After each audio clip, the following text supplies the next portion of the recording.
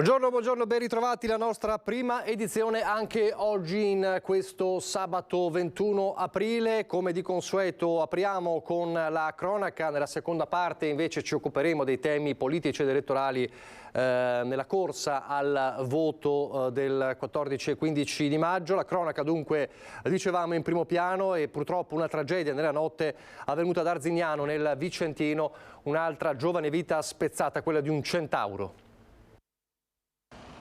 Arzignano è morto appena arrivato al pronto soccorso del San Bortolo il giovane motociclista di 25 anni vittima di uno spaventoso incidente avvenuto la notte scorsa poco dopo le 23 in viale Vicenza. Le sue condizioni erano apparse già disperate sul posto. Inutili tentativi di rianimare il ragazzo compiuti dal personale medico del SUEM. Le dinamiche dell'incidente sono al vaglio dei carabinieri della compagnia di Valdagno intervenuti per i rilievi. Il centauro in sella ad una moto di grossa cilindrata si è schiantato frontalmente con una vettura. L'automobilista è uscito incolume dall'incidente.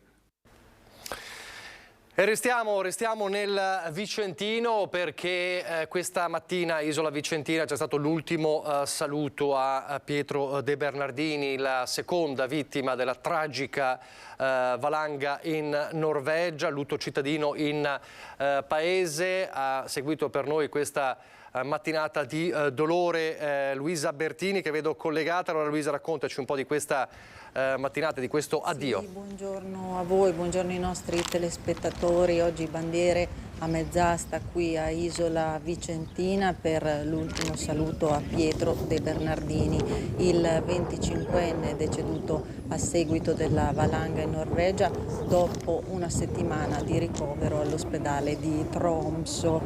I funerali oggi alla chiesa parrocchiale gremita, e qui ad Isola Vicentina tra l'altro si rinnova anche un dolore fresco di luglio, perché qui a luglio era deceduto Filippo Bari a seguito della valanga in Marmolada.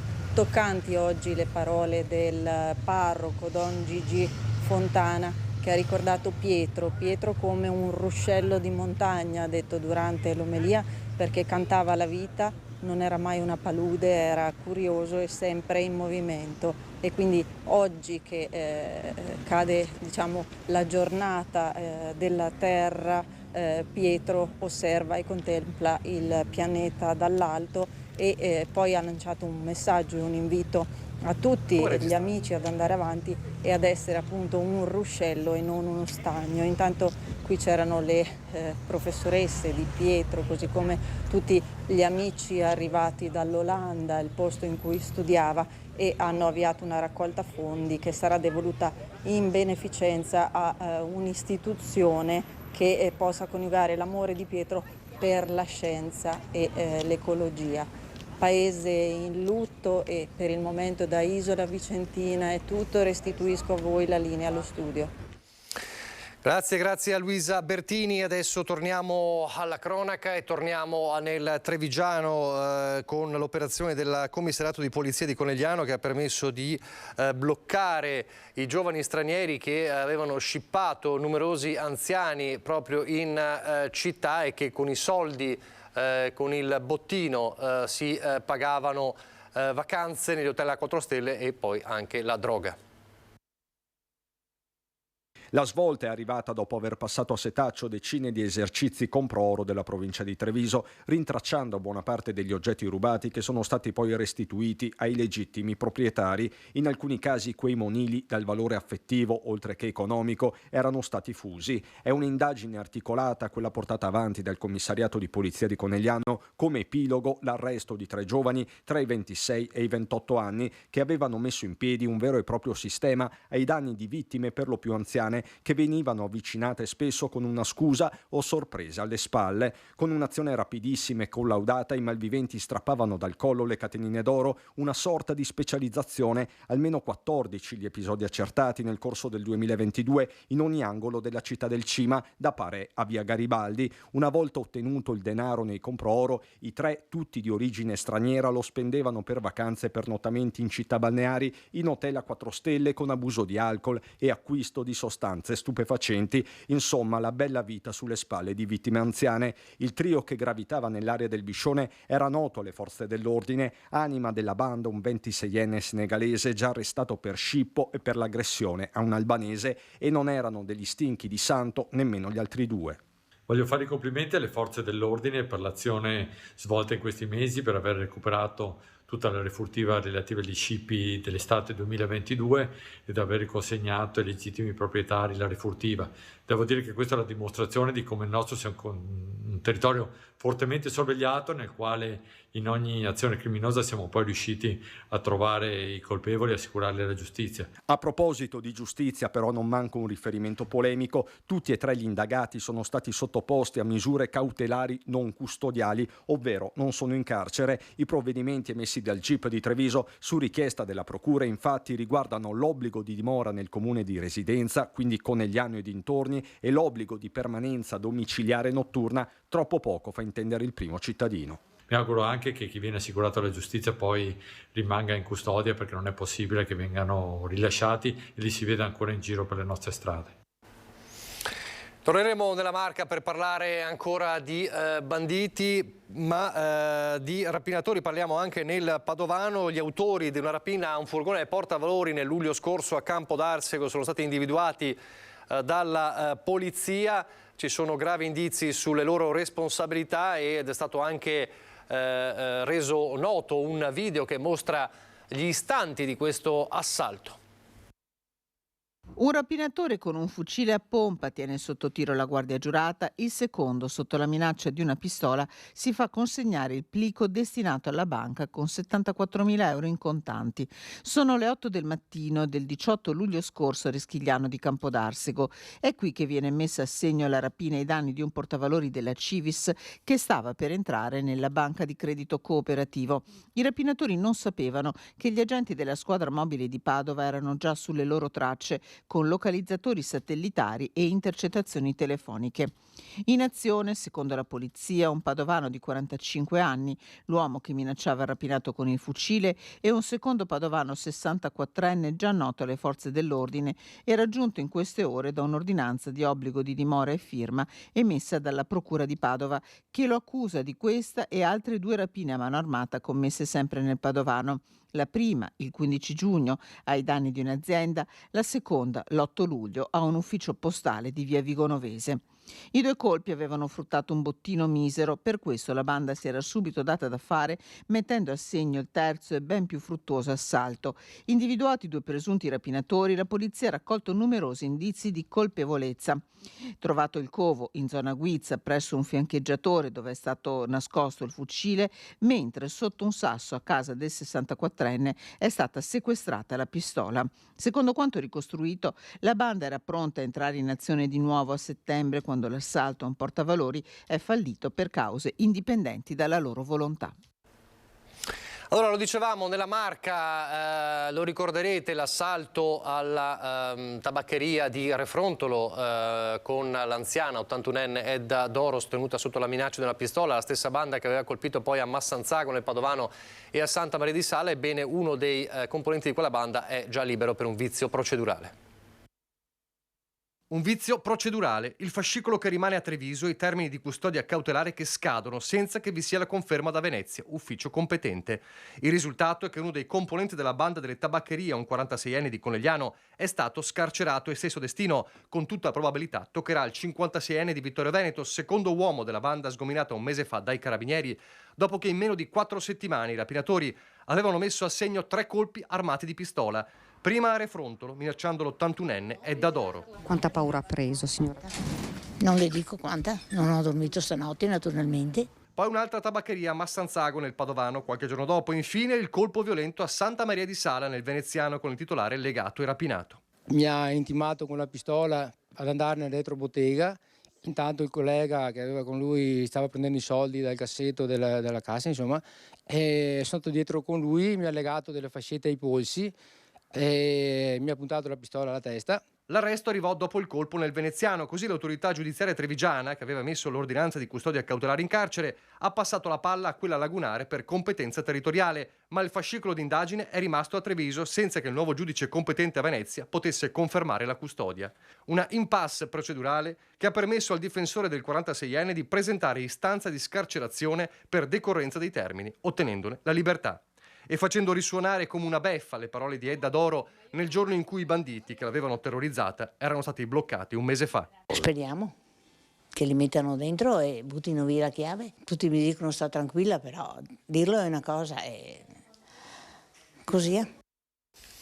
Ancora anziani vittime, questa volta dei truffatori. Una signora di Treviso che ha acquistato una fornitura di legna per casa via social, l'ha pagata però a peso d'oro, una vera e propria truffa. La signora ha deciso di raccontarlo superando la vergogna che spesso si ha in questi casi, proprio perché non capiti mai più. Signora Nadia, ci fa vedere queste legne? Queste sono le legne che avevo ordinato. Ma perché le tiene ancora coperte? Per la pioggia ieri. Ma anche perché dà fastidio. Ogni volta che vengo fuori mi dà un ripugno.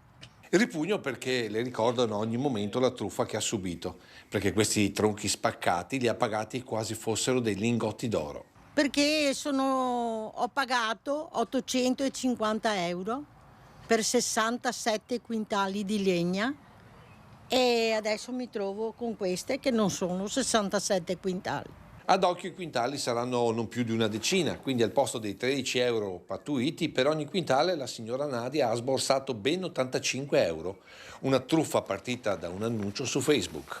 E la sede mi diceva che c'era qua a Casale. Io ho ordinato questa legna, quando ho visto il camioncino entrare al cancello mi sono fatta una domanda, questi non sono 50 quintali.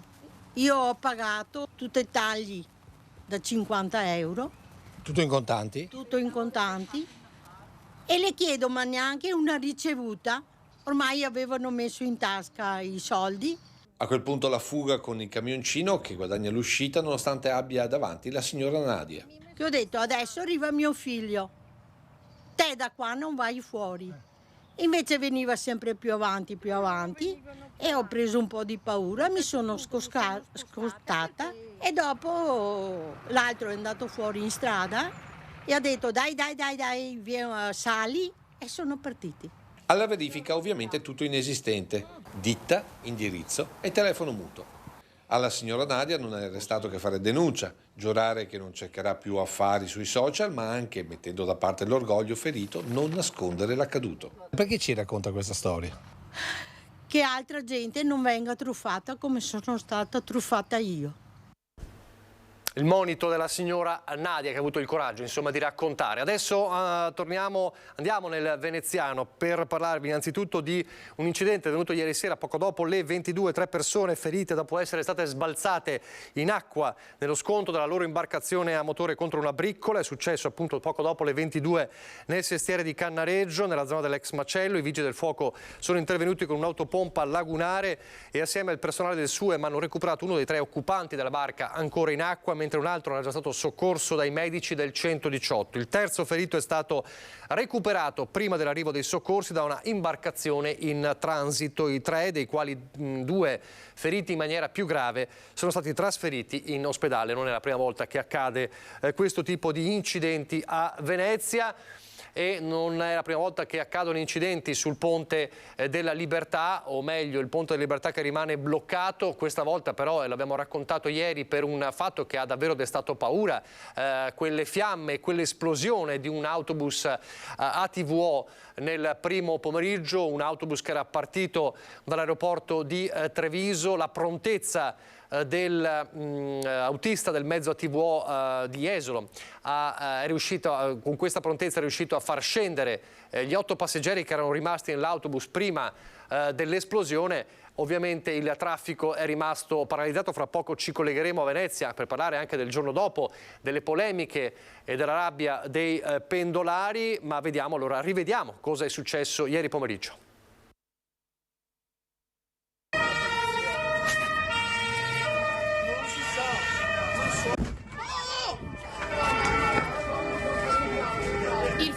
scoppio, una colonna di fumo nero visibile a chilometri di distanza. È un venerdì pomeriggio da bollino rosso per la città di Venezia.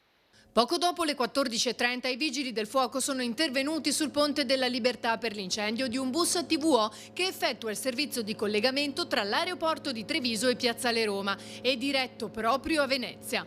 Era partito alle 13:15 da Treviso e dopo una sosta a Mestre in cui sono scesi quasi tutti i passeggeri è ripartito per Venezia con 8 persone a bordo. Il conducente, accortosi che qualcosa non andava, si è fermato facendo scendere tutti appena in tempo. Poi l'esplosione. Lui stesso, con sangue freddo, ha provato a spegnere le fiamme con l'estintore in dotazione, ma ormai divampavano. Ecco, non so cosa che è successo, ha preso fuoco il pullman.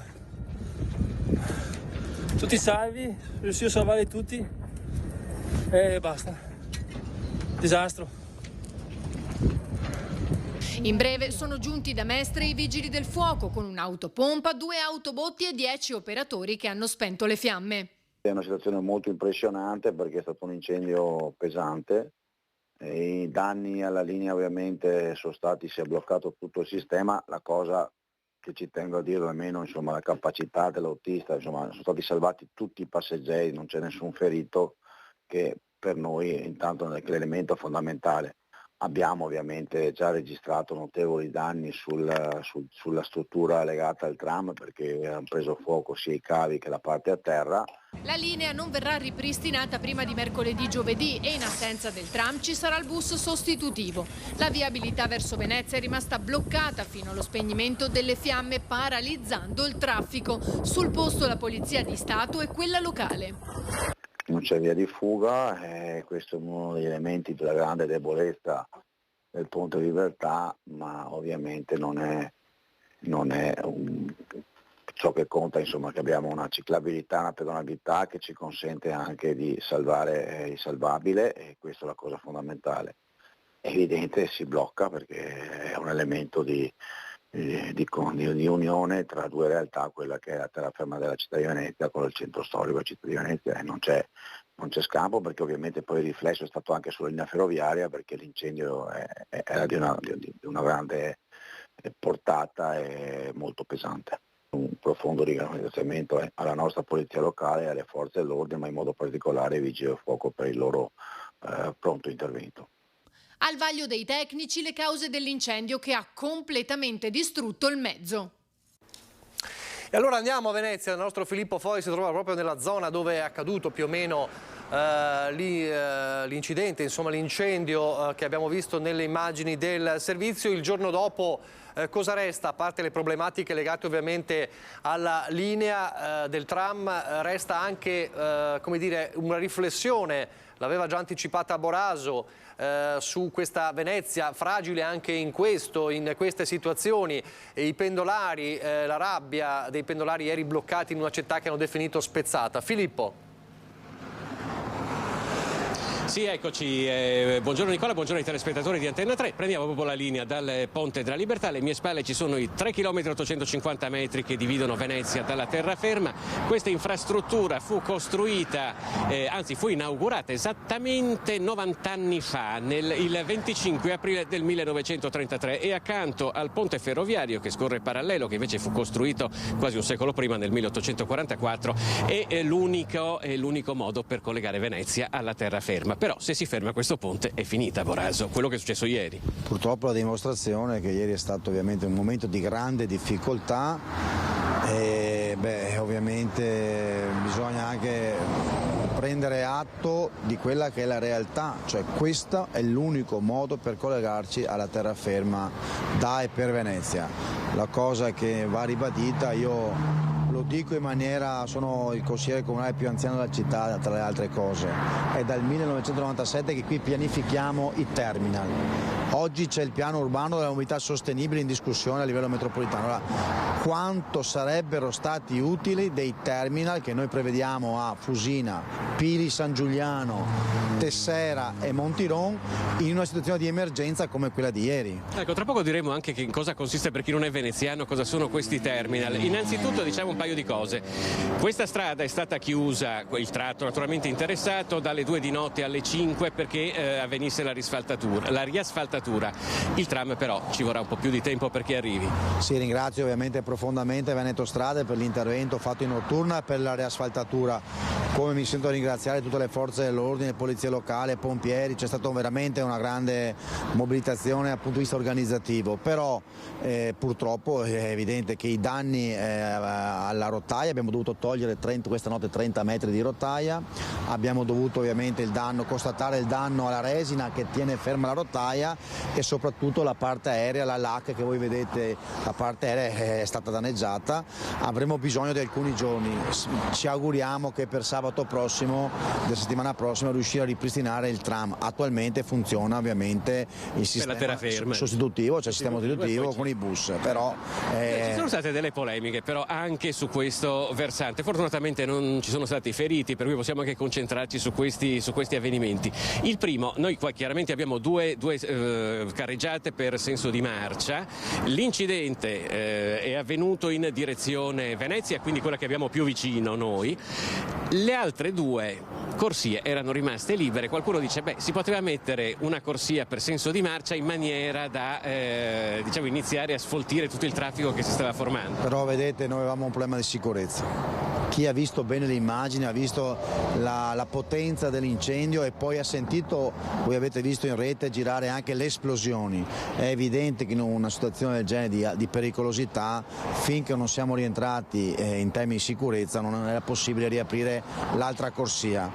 Ma questo ci ha insegnato anche in questa occasione quanto è fondamentale il collegamento da e per Venezia.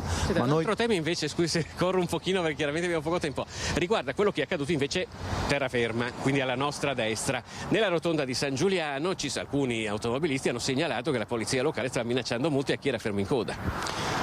Ci sono stati attimi di confusione ma non sono state elevate multe a nessuno, quindi c'era ovviamente molta tensione perché dopo ore di attesa è evidente la gente non vedeva ora che si ripristinasse il collegamento Dare per Venezia. Ecco, prima lei ha parlato dei terminal. Che cosa sono i terminal? Sono un altro modo di arrivare a Venezia nel caso non si scegliesse di arrivarci via treno o via auto, quindi attraverso un trasporto acqueo. Il terminal significa strutturare Fusina, Pili, San Giuliano, Tessera e Montironco, delle piccole aree molto semplici dove tu puoi parcheggiare, avere dei servizi e avere dei servizi via acqueo veloci che ti collegano da e per il centro storico. Se avessimo avuto questi terminal, invece di chiacchierare perché abbiamo comitati, uno degli obiettivi del sindaco Bugnaro è realizzare questi terminal perché eventi come questi si possono purtroppo ripetere. Allora, facciamo vedere subito ai nostri telespettatori, se Paola Barbato si gira di circa 180 gradi, adesso vedete un'area verde che è quella dei Pili e qui dovrebbe sorgere quindi un imbarcadero che avrebbe trasportato le persone. Un'area di circa 10.000 metri che dovremmo espropriare ovviamente e strutturare e poi avere un servizio di vaporetto che si collega da e per. Voi capite che avendo 4-5 punti strutturati così, vi lascio immaginare, certo sarebbe stata una difficoltà eccetera, ma sarebbe stata molto meglio gestibile in questo modo. Tra l'altro si tratterebbe per certi versi di un ritorno alla tradizione, perché una volta a Venezia non ci si poteva che arrivare in barca, certo. E quindi presumo che qua ci fossero degli attracchi. Abbiamo detto il ponte compie 90 anni, li ha fatti col botto, adesso vedremo se arriveranno anche delle alternative. Noi intanto ringraziamo l'assessore alla mobilità del Comune di Venezia Renato Boraso per la sua disponibilità, risentiamo la linea dello studio. Grazie a voi. Grazie davvero a Filippo Fois per questa disamina anche del giorno dopo, di quello che potrebbe accadere, di quello che si potrebbe fare. Grazie anche all'assessore Boraso. Parliamo invece di un altro incidente del tutto diverso, ovviamente sono in osservazione i feriti di ieri a Vicenza, il crollo della scala durante la festa di fine Ramadan nel centro islamico. Allora rivediamo, ripercorriamo gli istanti di una mattinata drammatica. La preghiera, poi il crollo di una scala interna durante l'uscita, la paura dei fedeli che erano all'interno del centro culturale islamico di via Vecchia Ferriera. In centinaia stamattina alle 7:30 riuniti per i festeggiamenti del primo giorno dopo il Ramadan. e durante il deflusso il cedimento di una delle due scale semicircolari che dal piano superiore conduce all'uscita. Lo stabile è stato fatto immediatamente evacuare, 5 i feriti che sono stati trasferiti in ambulanza in ospedale. C'è stato un crollo parziale di una scala di tipo metallico, che sotto il peso delle persone che stavano transitando su questa scala ha avuto un cedimento nella parte centrale. In questo caso il cedimento ha fatto sì che ha coinvolto alcune persone che si trovano nella parte sottostante e di cui 5 persone sono state portate alle cure da parte dei sanitari, sono state portate alle cure del pronto soccorso. Agli effetti risulta soltanto una persona in codice giallo, quella diciamo tra virgolette più grave, e poi le altre invece naturalmente hanno codici invece di livello inferiore. Intervenuti i tecnici dei vigili del fuoco che hanno transennato l'area per eseguire il sopralluogo e far luce sulle cause dell'incidente. Sul posto fino a tarda mattinata anche la polizia locale e la polizia di Stato. Mentre i tecnici dei pompieri hanno eseguito rilievi sul posto, accertamenti burocratici venivano eseguiti in comune. Sentiamo il sindaco di Vicenza. Fatto spiacevole che ha colpito la comunità islamica, il crollo di una scala, alcuni feriti, quindi la vicinanza a tutta la comunità, in particolare le persone che hanno riportato ferite da questa caduta, e stiamo verificando a fianco della Procura della Repubblica, ma soprattutto dei Vigili del Fuoco, come uffici tecnici per capire come intervenire su questa struttura. La vicinanza espressa dal sindaco di Vicenza Francesco Rucco a nome della città ai feriti e ai loro familiari, vittime del crollo della scala nel centro culturale islamico Etavba. Lo stabile era affollato da centinaia di fedeli riuniti per le celebrazioni di Eid Mubarak, la festa e la fine del digiuno previsto dal Ramadan, uno degli appuntamenti più importanti della religione islamica. I pompieri, dopo aver fatto evacuare lo stabile e iniziato i rilievi tecnici, hanno esaminato il punto di giuntura che ha ceduto, piegandosi a metà tra le due scale semicircolari di metallo. Una struttura che ha fatto precipitare a terra gli occupanti e sulla cui agibilità sono in corso accertamenti. Dalle prime verifiche effettuate risulta che ci fosse una sanatoria in corso con una verifica tecnica da parte appunto degli uffici comunali che non era ancora chiusa, e quindi una pratica in corso tuttora. E adesso parliamo invece dell'esplosione all'osteria Cacio e Pepe di Abano Terme. Ne abbiamo parlato nei giorni scorsi perché è ancora giallo sulle cause. La procura ha aperto un fascicolo contro ignoti per crollo di costruzioni.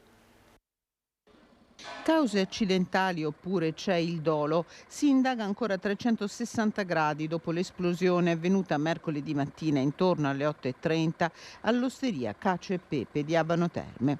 Da subito è iniziato il lavoro dei carabinieri coordinati dalla Procura di Padova, che ha aperto un fascicolo di indagine, per ora a carico di ignoti, per crollo di edificio. Dopo aver sentito i dipendenti dell'osteria, i carabinieri hanno in programma di ascoltare altri testimoni come persone informate sui fatti, a partire dagli inquilini dei 16 appartamenti che si trovano nei piani superiori dell'edificio e fortunatamente non hanno subito danni dall'esplosione. A causarla una fuga di gas, incriminata una bombola, ma uno dei titolari poco dopo l'esplosione ai nostri microfoni aveva ribadito: sono solo sconvolto, quello sì, perché ho detto tutto mi sarei mai immaginato, ma una cosa del genere no, anche perché l'ho chiuso io il locale, fughe non ce n'erano, fughe non c'erano.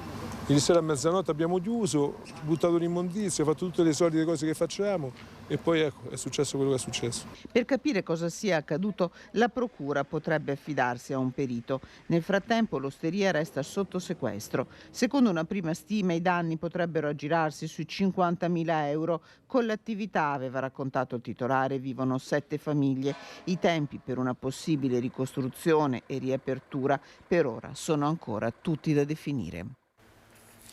Pochi istanti di pubblicità, poi di nuovo in diretta.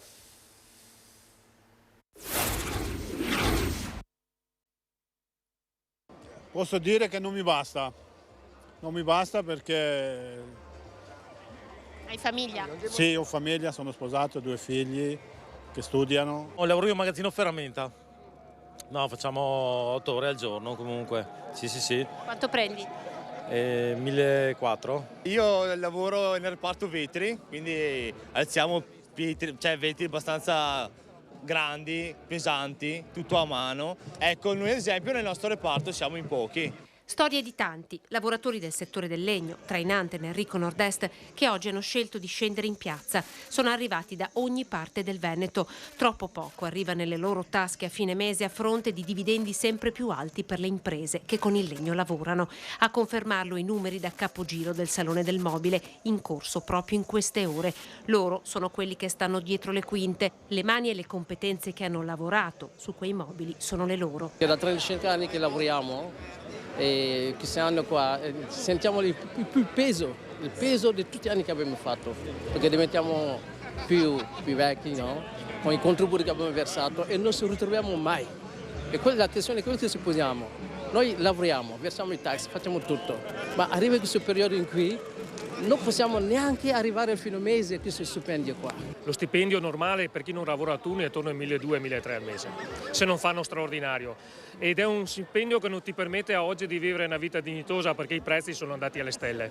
Rinnovo del contratto che significa aumenti contributivi, distribuzione delle premialità. Andremo avanti, dicono, finché Federlegno non si siederà al tavolo con noi. Riconoscere a queste persone un'eccezionalità che è quella dell'aumento del costo della vita enorme che abbiamo avuto nel 2022, queste aziende stanno scappando ed è un atteggiamento assolutamente irresponsabile. Noi li richiamiamo alla responsabilità. È un lavoro pesante e che deve essere giustamente riconosciuto, retribuito e gratificato. E poi ci sono le imprese a rischio lungo il litorale del Veneto e veneziano, soprattutto dopo il no della Corte europea al rinnovo automatico delle concessioni balneari. 200, secondo una stima, queste imprese a rischio. Sentiamo. Lungo le spiagge veneziane pesa fortemente la scure della Corte europea con il no al rinnovo automatico delle concessioni balneari, bocciando di fatto il nostro paese. La sentenza di ieri non ci ha colto impreparati, fondamentalmente ci aspettavamo quello che è accaduto, la Corte di Giustizia europea non ha fatto altro che confermare quello che è l'atteggiamento ormai noto sin dalla prima sentenza del 2016. Ma cosa comporta questa nuova direttiva europea? In estrema sintesi, i rinnovi automatici sono fuori legge e per assegnare le concessioni balneari bisogna fare le gare. Vale a dire che chi fino ad ora vi ha investito a capitale umano ed economico potrebbe anche perdere tutto. Nella nostra regione circa 200 le imprese a rischio. Sì, è corretto, le poche ed uniche concessioni che in qualche modo non saranno oggetto della direttiva Bolkestein sono appunto venete e non lo saranno perché quelle gare, quei percorsi di evidenza pubblica li hanno già intrapresi con successo utilizzando la legge regionale. Ci sono tanti colleghi che invece sono ancora in una situazione diversa, è per questo che si sta correndo ai ripari, come dicevo poc'anzi, utilizzando in quest'ultima finestra la possibilità di questa norma regionale. Da qui a luglio saranno pronti poi i decreti attuativi che sono in fase di scrittura. Sulla questione il dibattito resta aperto. Il tema del capitale umano, delle risorse da impiegare nel comparto turistico è ahimè sempre più un problema centrale nell'agenda di qualsiasi imprenditore della costa. Io ritengo che insomma, in questo momento noi viviamo anche necessariamente una fase di responsabilità anche a livello di interlocuzione politica.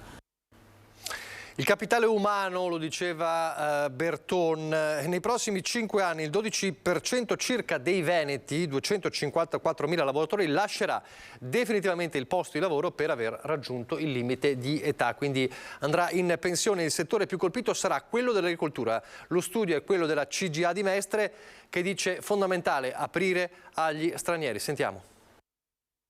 Nei prossimi anni anche in Veneto assisteremo a una forte diminuzione del numero di giovani e un grande esodo di lavoratori verso la pensione.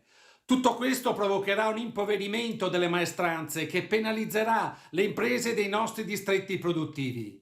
Bisogna aprire con grande oculatezza gli stranieri e, senza costringere nessuno, in tempi ragionevolmente brevi aumentare il numero dei diplomati in materie tecniche e i laureati in quelle scientifiche, altrimenti rischiamo di subire un lento e inesorabile declino. Il monito della CGA di Mestre, poi ci sono loro, ci sono le famiglie, le prese con la denatalità, se ne è parlato a lungo in questa settimana, poi ovviamente anche con le polemiche, lo ricorderete, le parole del Ministro dell'Agricoltura Lollobrigida, quel termine sostituzione etnica, il rischio da evitare secondo il Ministro, che ha creato numerose polemiche proprio nei termini, diciamo, del problema. Resta però il problema della denatalità in Veneto, soprattutto nella zona della Pedemontana, mentre appunto il governo pensa alle misure per contrastare il calo delle nascite. Il Forum Nazionale delle Famiglie guidato dal trevigiano Bordignon chiede di aumentare l'assegno unico a 200 euro indipendentemente dall'ISEE. Sentiamo.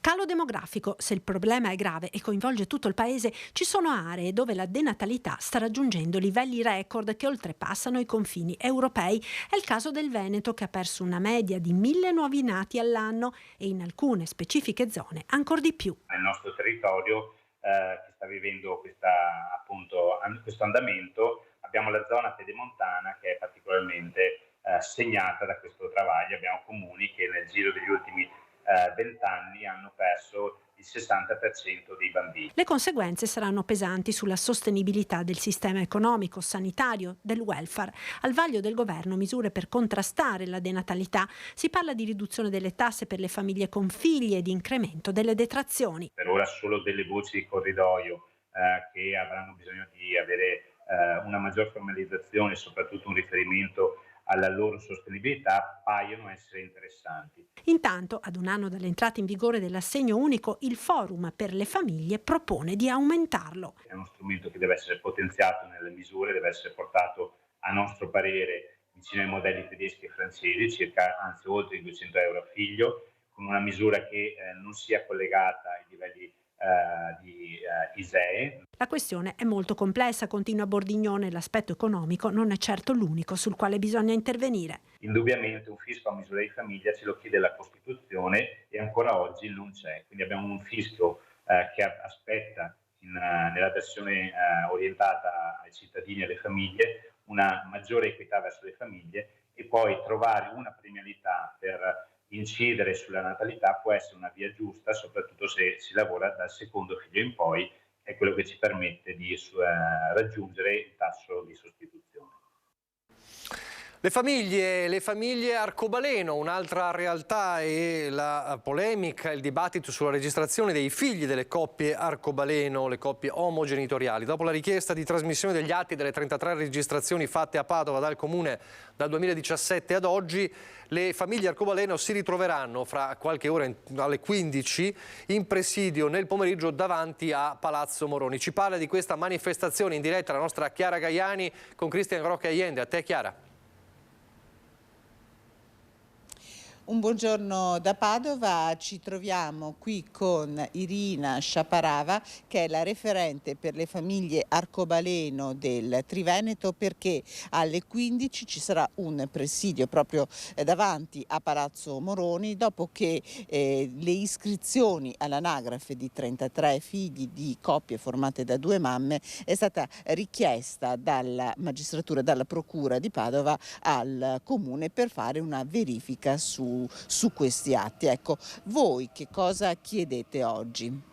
Noi scendiamo in piazza per tutelare i minori, non solo delle famiglie che hanno partorito a Padova i loro figli, e quindi si tratta delle coppie di 2 mamme e di 33 bambini, ma chiediamo i pari dignità e pari diritti per questi bambini che hanno tutto il diritto di essere riconosciuti da tutti i 2 genitori che li hanno voluti, hanno avuto un progetto familiare e quindi li hanno cresciuti fin da piccoli. Ecco, questo presidio inizierà alle 15, voi siete dalla parte del sindaco Giordani che, ricordiamolo, è dal 2017 che iscrive all'anagrafe i figli di 2 mamme, solo di 2 mamme per ora.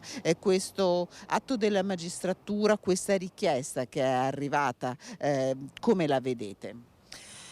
La vediamo strana e incomprensibile, poiché il sindaco e sappiamo anche chi cura e registra gli atti di nascita hanno sempre inoltrato i documenti in 48 ore come previsto dalla legge. Quindi questa ulteriore verifica risulta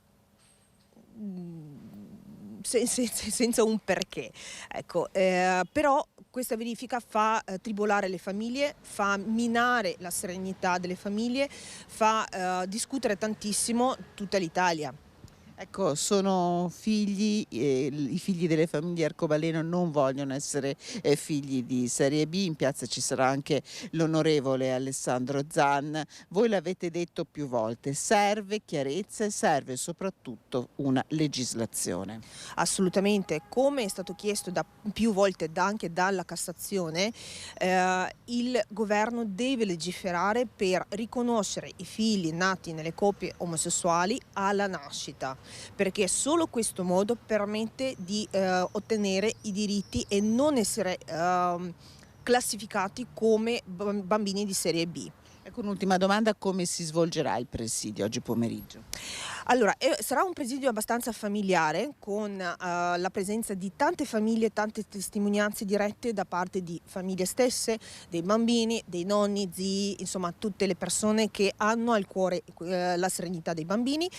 Ci sarà ovviamente l'intervento anche della nostra presidente nazionale Alessia Crocini, ci sarà anche l'intervento del presidente di Arcigay, tra l'altro di Padova, Chiara Cuccheri, e anche del presidente Arcigay nazionale, nonché alcuni esponenti dell'amministrazione. Ecco, allora noi ringraziamo Irina Sciaparava, ovviamente vedremo il servizio sul presidio di oggi pomeriggio nelle edizioni di questa sera. Da Padova restituisco la linea allo studio. Grazie a Chiara Gaiani e alla tua ospite. E adesso parliamo delle famiglie e del rapporto tra i genitori e i figli, e soprattutto con il telefono cellulare, con la rete. Vi raccontiamo nel prossimo servizio il patto di comunità fra una cinquantina di genitori di Ponte nelle Alpi per il benessere digitale di bambini e ragazzi. Regole chiare per l'uso consapevole del telefono cellulare e della rete, condivise all'interno delle famiglie, che in questo modo hanno deciso di fare squadra per tutelare i propri figli dalle insidie del web e dai danni psichici che possono derivare da un uso fuori controllo del telefonino. Sentite. Cambio di abitudini, responsabilità, consapevolezza. Si può riassumere così il percorso avviato da una cinquantina di famiglie di Ponte nelle Alpi che hanno aderito spontaneamente al patto di comunità proposto e coordinato dal Comune per contenere il problema legato alla rivoluzione digitale, all'uso incontrollato di smartphone sin dalla più tenera età, che già, secondo alcuni studi, sta causando rischi alla salute e allo sviluppo psicofisico dei minori. È un patto, quello che viene richiesto alla comunità di sottoscrivere.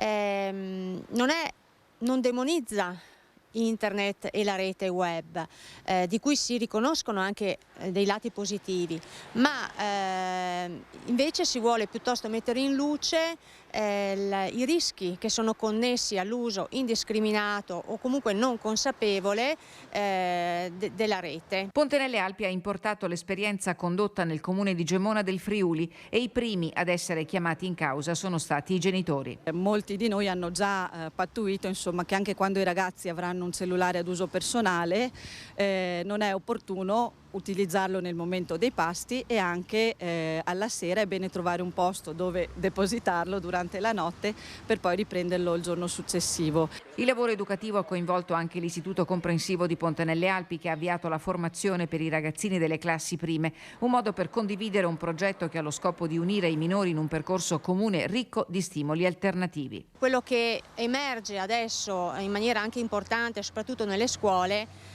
è questa difficoltà, questi disturbi a livello di apprendimento, di attenzione, nella comunicazione, ma anche nella motricità, e soprattutto nella gestione delle emozioni e delle relazioni. Fra le regole fissate dal Comitato Famiglie in Connessione, quelle della consegna del cellulare solo alla fine della seconda media e successivamente il controllo degli accessi e l'utilizzo trasparente del dispositivo. Noi stiamo già vedendo i risultati di questa scelta. I ragazzi, come anche mio figlio, insomma, loro per primi adesso hanno capito che insieme, cioè, non c'è questa solitudine, non c'è più quel dire mamma, ma perché solo io non posso? E quindi diciamo che ci stanno seguendo passo passo. Torniamo a Venezia, torniamo a parlare di progetti. Vi leggo intanto un'ANSA. Faremo di tutto perché possa essere garantita la realizzazione dell'opera come previste, sia per quanto riguarda Firenze sia per quanto riguarda Venezia. Così il vice premier Antonio Tajani a Siena ha risposto ai giornalisti che gli chiedevano aggiornamenti sulla possibilità di realizzare con i fondi del PNRR i progetti di riqualificazione urbana per gli stadi di Firenze e Venezia. Le polemiche anche di questi giorni. Per quanto riguarda lo stadio di Firenze e lo stadio di Venezia, spiega il ministro degli esteri, la Commissione aveva accettato le proposte elaborate dal precedente governo, ci sono state chieste delle giustificazioni ed è stata data una risposta del governo alla Commissione europea. Vedremo se la accetteranno oppure no. Nel frattempo a Mestre si discute di un altro progetto, il grattacielo di Viale San Marco, approvato a Ca' Farsetti 2 giorni fa, tra le polemiche contro la quale ora i comitati hanno già pronto il ricorso al TAR, spiegano per un vizio di forma.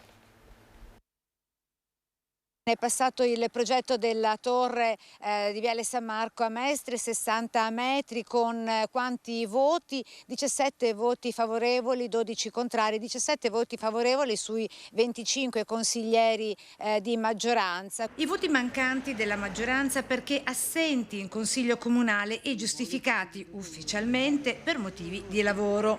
All'opposto, compatti più che mai i consiglieri di opposizione, fortemente sostenuti dai comitati, annunciano ricorreranno insieme per via giudiziaria al TAR contro il progetto approvato della torre. Spiacente per il sindaco, ma qua si troverà un quartiere abitato da bella gente che non se la mette via, che non... Un conto è se piove, pazienza, ma le cose pianificate a nostro danno, qua la gente non se la mette via. La delibera di approvazione è viziata da un falso. Così giovedì, prima del voto, i consiglieri di opposizione Marco Gasparinetti, gruppo 25 aprile, e Gianfranco Bettinde, Verdi Progressisti, in merito alla questione pregiudiziale, per far ritirare la delibera invece approvata. Trascina con sé l'errore formale anche un riferimento progettuale diverso, come ha ricordato adesso Gasparinetti. La delibera all'opposto dichiarata meritevole non è quella approvata, bensì la precedente, cioè il progetto che comprendeva il campetto da calcio per i bambini, ora sparito. Verrebbe fuori solo una costruzione edilizia e tutto il verde che si potrebbe attrezzare a livello sociale, sportivo, e verrebbe perso. Lo chiamano verde verticale, ma ce l'abbiamo orizzontale, non capisco perché, se c'è già orizzontale vogliono farne verticale. Comitati che si stanno già mobilitando per questo weekend allo scopo di coinvolgere il più possibile la cittadinanza tutta. In piazza il sabato domani e sabato prossimo per informare la popolazione, anche il centro di Mestre, di come stanno andando le cose, come sono andate e come le proseguiremo. Restiamo a Venezia. Il sindaco di Venezia, Luigi Brugnaro, è stato nominato quale rappresentante delle città metropolitane nella conferenza nazionale di coordinamento delle autorità di sistema portuale, istituita presso il Ministero delle Infrastrutture e dei Trasporti. La designazione di Brugnaro, fatta dal presidente di ANCE, Antonio De Caro, è stata ratificata mercoledì dalla conferenza unificata per i rapporti tra lo Stato, le regioni e le province autonome, città ed autonomie locali, insieme a quella del sindaco di Taranto, Rinaldo Melucci. Ringrazio Antonio De Caro e i rappresentanti di ANCI e quelli della conferenza unificata per la fiducia accordatami, ha detto Brugnaro. Metterò a disposizione del sistema paese l'esperienza maturata sia in ambito amministrativo che soprattutto in ambito imprenditoriale e confindustriali. I porti, data la nostra posizione nel cuore del Mediterraneo, dice Brugnaro, sono un asset fondamentale per lo sviluppo economico dell'Italia e questo incarico dato a me è un riconoscimento alla città di Venezia e alla sua millenaria storia di rapporto con il mare e con le attività navali. Il rapporto con la natura. Oggi è la giornata della terra e allora abbiamo sentito i residenti, in questo caso di Bassano, la nostra Sharon Di Carlo, per capire che giornata passeranno, cosa rappresenta per loro questa giornata dedicata proprio al rapporto con la natura. Sentiamoli. È palese che ci sono dei cambiamenti climatici e non vengono presi, secondo me, troppo come si può dire, sul serio. Bisogna battagliare e andare su questa direzione qua. Difendere il verde, ad esempio. Assolutamente sì, assolutamente sì. Oggi è la giornata mondiale della terra, difendere l'ambiente, difendere la natura. Quanto importante è, ad esempio, tutelare il verde? È molto importante, però aspetta a tutti di rispettare il pianeta. Che purtroppo però fino adesso si è fatto molto poco, molto. Qual è l'allarme secondo lei? La siccità, appunto il verde che sparisce, l'inquinamento atmosferico, che cosa è diciamo più preoccupante? Credo sia l'acqua, sarà la prossima guerra purtroppo, non il petrolio ma l'acqua. Secondo lei quanto importante è, ad esempio per una città, andare a proteggere le sue aree verdi, le campagne?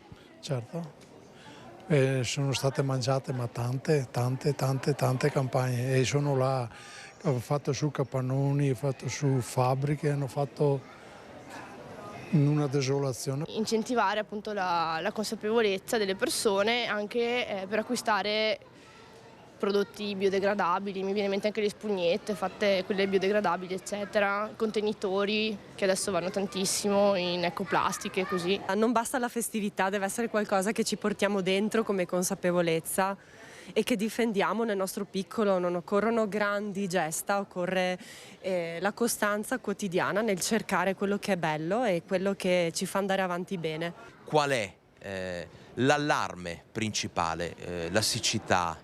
Appunto il verde che sparisce dalle città, l'inquinamento?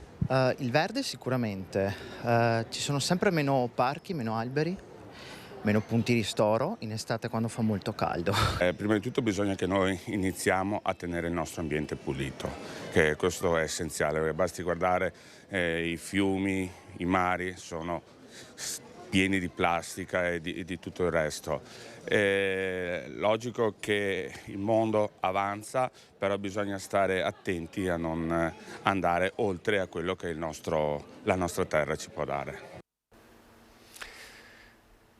Il rapporto con la natura ci porta a parlare anche di una vicenda, la tragedia del Vajont, che è stata una tragedia della irresponsabilità umana. Quest'anno i 60 anni della tragedia del Vajont saranno 60 anni quando sarà scoccata l'ora il 9 ottobre, 60 anni. Allora, come sapete, un calendario di eventi molto importanti che è stato definito almeno per i prossimi mesi dalle autorità. Sentiamo quali sono gli appuntamenti. Fatto il programma degli eventi da qui a luglio per i 60 anni del Vajont. Dopo la visita del ministro della Protezione Civile Nello Musumeci di sabato scorso, in programma ci sono molti eventi, tra cui concerti, come quelli a metà maggio della fanfara Congedati Brigata Cadore, piuttosto che appuntamenti dedicati ai libri. Vedi la maratona di lettura promossa dalla Regione Veneto venerdì 28 aprile e la presentazione del libro Parole mai lette, in cui sono raccolti i pensieri più belli tra le migliaia che, tra il 2004 e il 2022, sono stati lasciati dai visitatori del cimitero monumentale di Fortogna, a cominciare dalle parole vergate il 12 marzo 2019 dal Presidente della Repubblica Sergio Mattarella, Presidente nuovamente atteso a Longarone il prossimo 9 ottobre. Restiamo nel bellunese, la fiaccola olimpica che è partita questa mattina da Cortina arriverà nel pomeriggio a Treviso per festeggiare i 75 anni dell'Associazione Nazionale Atleti Olimpici Azzurri d'Italia e poi l'avvicinamento alle Olimpiadi invernali di Milano Cortina. Vediamo la partenza. Seconda tappa a Belluno del viaggio che porterà la fiaccola olimpica fino a Milano. Partita da Cortina d'Ampezzo la scorsa settimana, la fiaccola ha come tedofori gli atleti dell'Associazione Olimpici e Azzurri d'Italia, rappresentati da chi l'azzurro lo vestì a Monaco nel 72, nella maratona, in una Olimpiade segnata dall'omicidio di 11 atleti israeliani da parte di un comando di terroristi palestinesi di Settembre Nero. È finita male con quello che è successo e quindi la voglia di di correre e di andare avanti, a un certo punto veniva a mancare. A viaggiare è la storica fiaccola accesa in occasione delle prime Olimpiadi di Cortina del 1956. Questo è un evento, è una staffetta che parte da Cortina, arriva a Milano, attraversa il nord Italia, ci saranno un sacco di città, di capoluoghi, e quindi anche Belluno entra in questa rosa di città che vogliono commemorare questi grandissimi atleti che hanno contribuito a fare grande l'Italia. Un'emozione per tutti, ma soprattutto per chi con la maglia azzurra non solo alle Olimpiadi ha partecipato, ma ha anche vinto l'oro. È un effetto straordinario da pelle d'oca. Io ho avuto questo grandissimo onore di partecipare a 6 Paralimpiadi e aver avuto l'onore anche di fare l'ultimo tedoforo qui a Belluno quando è passata la fiaccola di Torino 2006.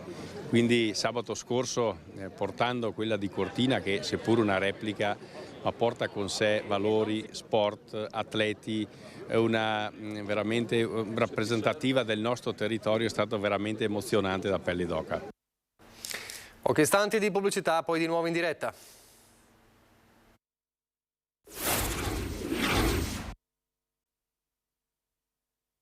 L'itinerario della Urbs Picta oggi si arricchisce di una sala che è in sintonia con questa storia.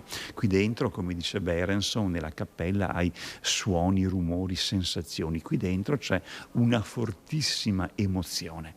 È stato presentato al Museo Eremitani il nuovo allestimento espositivo del celeberrimo Crocifisso di Giotto, che mette al centro il capolavoro giottesco in cui il maestro ha voluto umanizzare Cristo, enfatizzando la sua sofferenza che lo trascina con estrema naturalità verso il basso, come il sangue sul teschio di Adamo sul Golgota, simbolo di redenzione dell'umanità. Quello che ci piace comunque far vedere già ai visitatori è la magia di questa nuova sala, dove abbiamo garantito l'accessibilità alle persone portatrici di handicap, ma soprattutto abbiamo creato un'aula magica, una sala magica che dialoga con la cappella degli Scrovegni compiutamente. Prima la croce era uno sgabuzzino attorniato da materiali significativi da un punto di vista storico, ma poco emozionali. Il nuovo allestimento ovviamente permette di leggere nella sua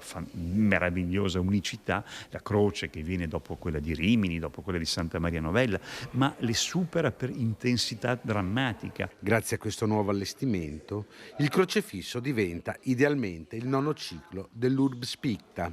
Molti potrebbero avere l'opportunità di tornare a Padova anche dopo aver visto la cappella, per entrare in questa sala e respirare, sentire le vibrazioni, la dimensione quasi tattile che questa stupenda croce promana. Sono 2,23 m per 1,64 m, è una piccola croce che rappresenta una storia secolare. Così dunque il nuovo allestimento del crocifisso di Giotto ai Musei Eremitani. Adesso cambiamo argomento, ci stiamo avvicinando alla seconda parte della nostra prima edizione. Prima però di affrontare la pagina politica facciamo un salto, come si suol dire, a Pordenone. Io ringrazio per essere collegato con noi il presidente di Pordenone Fiere, Renato Pugliatti. Buongiorno. Buongiorno a voi. Allora, parliamo di Pordenone Fiere perché questo weekend è molto ricco di avvenimenti a Pordenone Fiere. Poi magari con lei facciamo anche un quadro sul ritorno in grande stile del sistema fieristico, insomma, dopo 2 o 3 anni abbastanza difficili. Però ecco, intanto i radioamatori stiano con, è un gioco di parole, con le antenne ben rizzate, perché c'è un weekend importante. Cosa succede in questo weekend a partire da oggi? A partire da oggi e domani abbiamo un ritorno di radioamatore nell'accezione primaverile, Radio 2 quella autunnale, e qui ci aspettiamo a casa nostra con molta gioia dalle 30 alle 40.000 persone che ogni anno vengono a trovarci. È un mondo particolare quello dei radioamatori, è così? Sì, sembra quasi un déjà vu il fatto di avere questo titolo radioamatore. Quando siamo ai satelliti abbiamo i telefonini, ciascuno di noi ha un telefonino in tasca, ma al di là del fascino del passato c'è il fatto che rappresenta la nostra storia, la storia delle telecomunicazioni. Qui abbiamo la possibilità di vedere sia ciò che era il futuro, sia arrivare fino alle antenne e collegamenti satellitari che abbiamo direttamente dalla fiera. Quindi una grande fiera delle radio, delle trasmissioni, insieme ad altre fiere che sono presenti, perché in tutto sono 4 fiere nello stesso momento a Pordenone. Radioamatore è quello che porta la tecnologia di allora, così come quella di oggi, così come i ricambi e tutto ciò che gli interessati sono pronti a visitare e a visitarci. Grande spolvero stamattina per le nostre casse, perché c'erano delle code enormi. Ringraziamo tutti quelli che sono venuti a vederci e che verranno a vederci anche domani, perché veramente li attendiamo a braccia aperte. Ecco, quindi sono tanti gli appassionati da tutta Italia. Da tutta Italia, e poi grazie alla locazione di Pordenone Fiere, che è di cerniera fra Veneto e Friuli, abbiamo tutta l'Alta Italia che viene da noi, e in più anche la Croazia, la Slovenia e la vicina Austria. A questa noi dedichiamo delle trasmissioni nella lingua locale, proprio per far sapere che i nostri migliori espositori vengono a Pordenone per presentare a loro i loro prodotti, e quindi abbiamo un riscontro assolutamente positivo e li ringraziamo da una parte gli espositori che dopo 57 anni, perché questa è la 57esima edizione, mentre l'edizione autunnale raggiunge solo le 42 edizioni, queste sono 57, e dopo 57 anni ancora riempiamo tutte le nostre città con chi viene a pranzare, a vedere anche la vicina Pordenone, per poter dire che i migliori espositori del settore sono qui a Pordenone Fiere. Senta, questa 2 giorni rientra all'interno di un vero e proprio una struttura che è Alto Adriatico Motori d'Epoca, è così?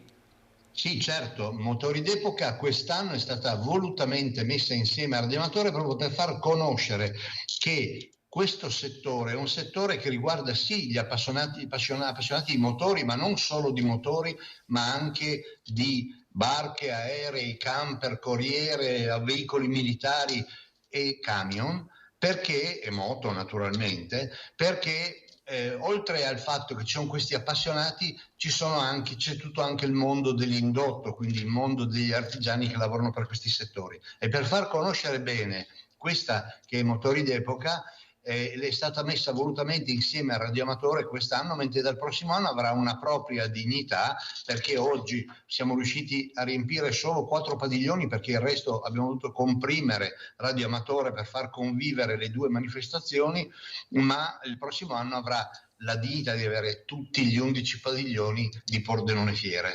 Leggo del programma che tra gli ospiti d'onore di Alto Adriatico Motori d'Epoca c'è una leggenda del rally, Michi Biasione, così?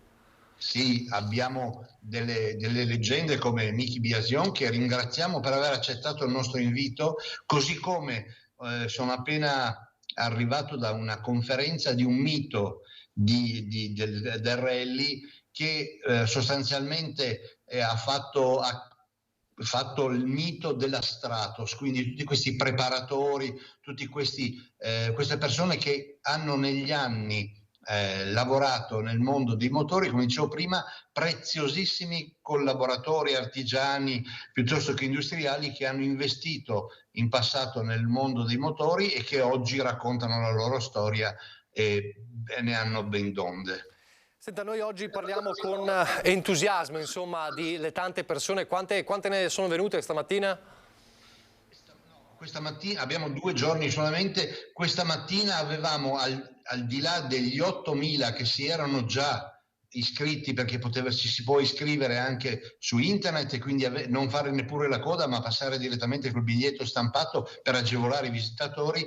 Fino adesso, siamo alle ore 13:08, sono passati alle casse circa 18.000 persone. Non sono poche, ne attendiamo ancora di più nel pomeriggio e speriamo che domani ci sia, visto anche il bel tempo a disposizione di tutti, godersi sia i padiglioni interni che tutte le manifestazioni e le esposizioni all'esterno, per poter godersi di queste giornate di ponte, di inizio del ponte. Quindi ci attendiamo di superare le 40.000 persone degli scorsi anni, dove non c'era anche la componente motori all'interno.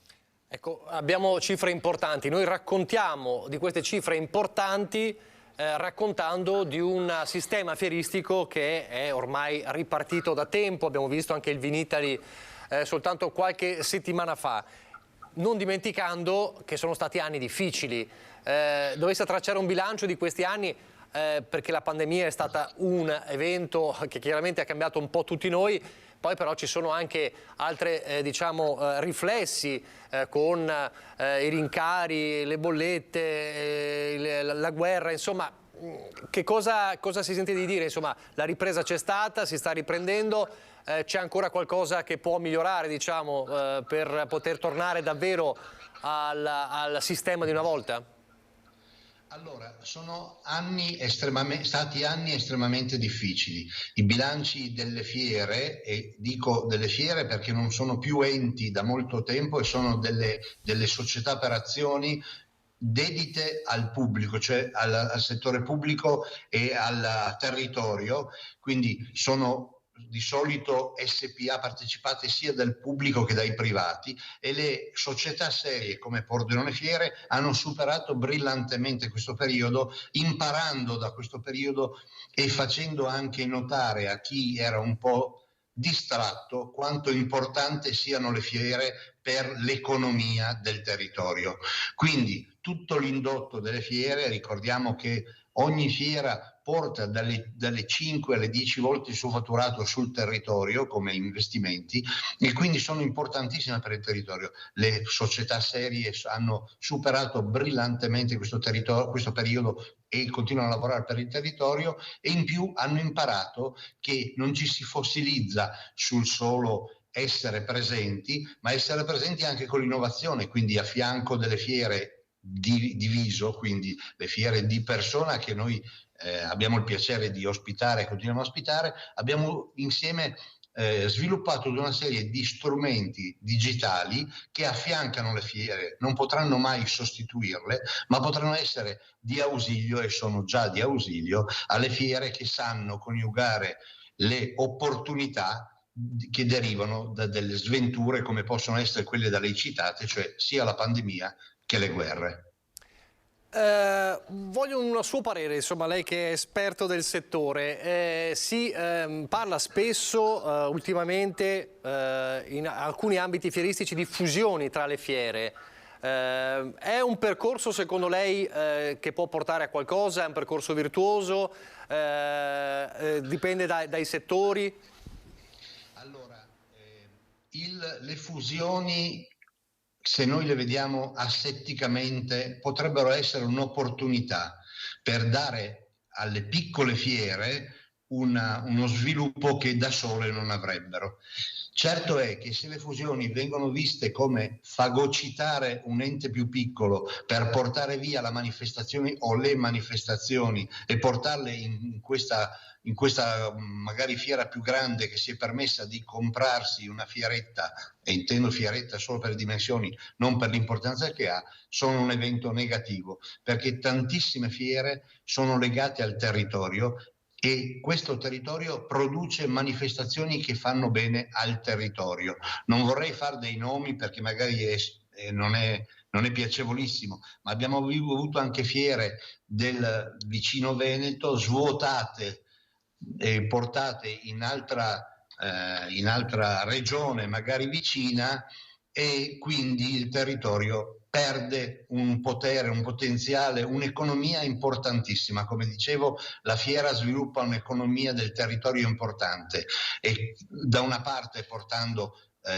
lavoro, portando una occupazione diretta, ma anche tutto ciò che è indiretto, perché il solo fatto di avere delle fiere che delle manifestazioni, che manifestano l'eccellenza del territorio è una cosa importantissima per lo stesso, e quindi io non vedo di buon occhio personalmente le fusioni, ma vedo invece la collaborazione massima fra le fiere per evitare doppioni, per evitare costi in più, e quindi le sinergie che si possono fare fra fiere, e questo secondo me potrebbe essere un futuro migliore rispetto alla singola fusione. Quindi l'importante è mantenere l'identità, questo è il concetto. Certo, se noi facciamo un esempio, e lo faccio su me stesso e sulla nostra fiera, proprio per evitare delle cose che non sono piacevoli, se questo territorio è un territorio votato all'economia, insieme al vicino Veneto, del legno e delle costruzioni e dei distretti della sedia, piuttosto che delle costruzioni di quello che è il nostro arredamento di casa, e non solo, è chiaro che una fiera dedicata al legno, agli strumenti e a tutto quello che sta intorno ad essi è la cosa migliore. Portare questa fiera a Roma, portarla a Bologna o portarla in un'altra grossa fiera che può essere la fiera di Parma non avrebbe un grande senso. Ha più senso che ci sia nel territorio una fiera dedicata a questa, mentre Parma può esprimere le eccellenze del suo territorio, così come Bologna quelli del suo. Allora, in chiusura ricordiamo, per chi si fosse perso questa opportunità, c'è tempo anche domani, cosa accade a Pordenone e quanti sono gli espositori?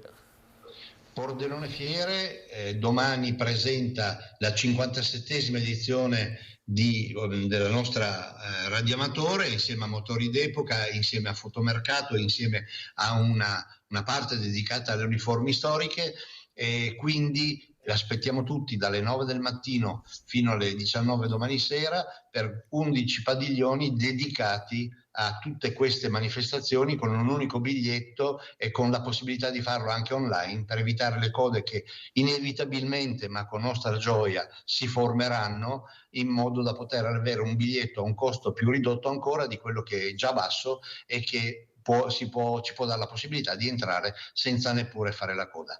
Quindi grazie di questa opportunità, grazie di questo modo per dire siamo a disposizione del nostro territorio, Pordenone Fiere è pronto ad accogliervi.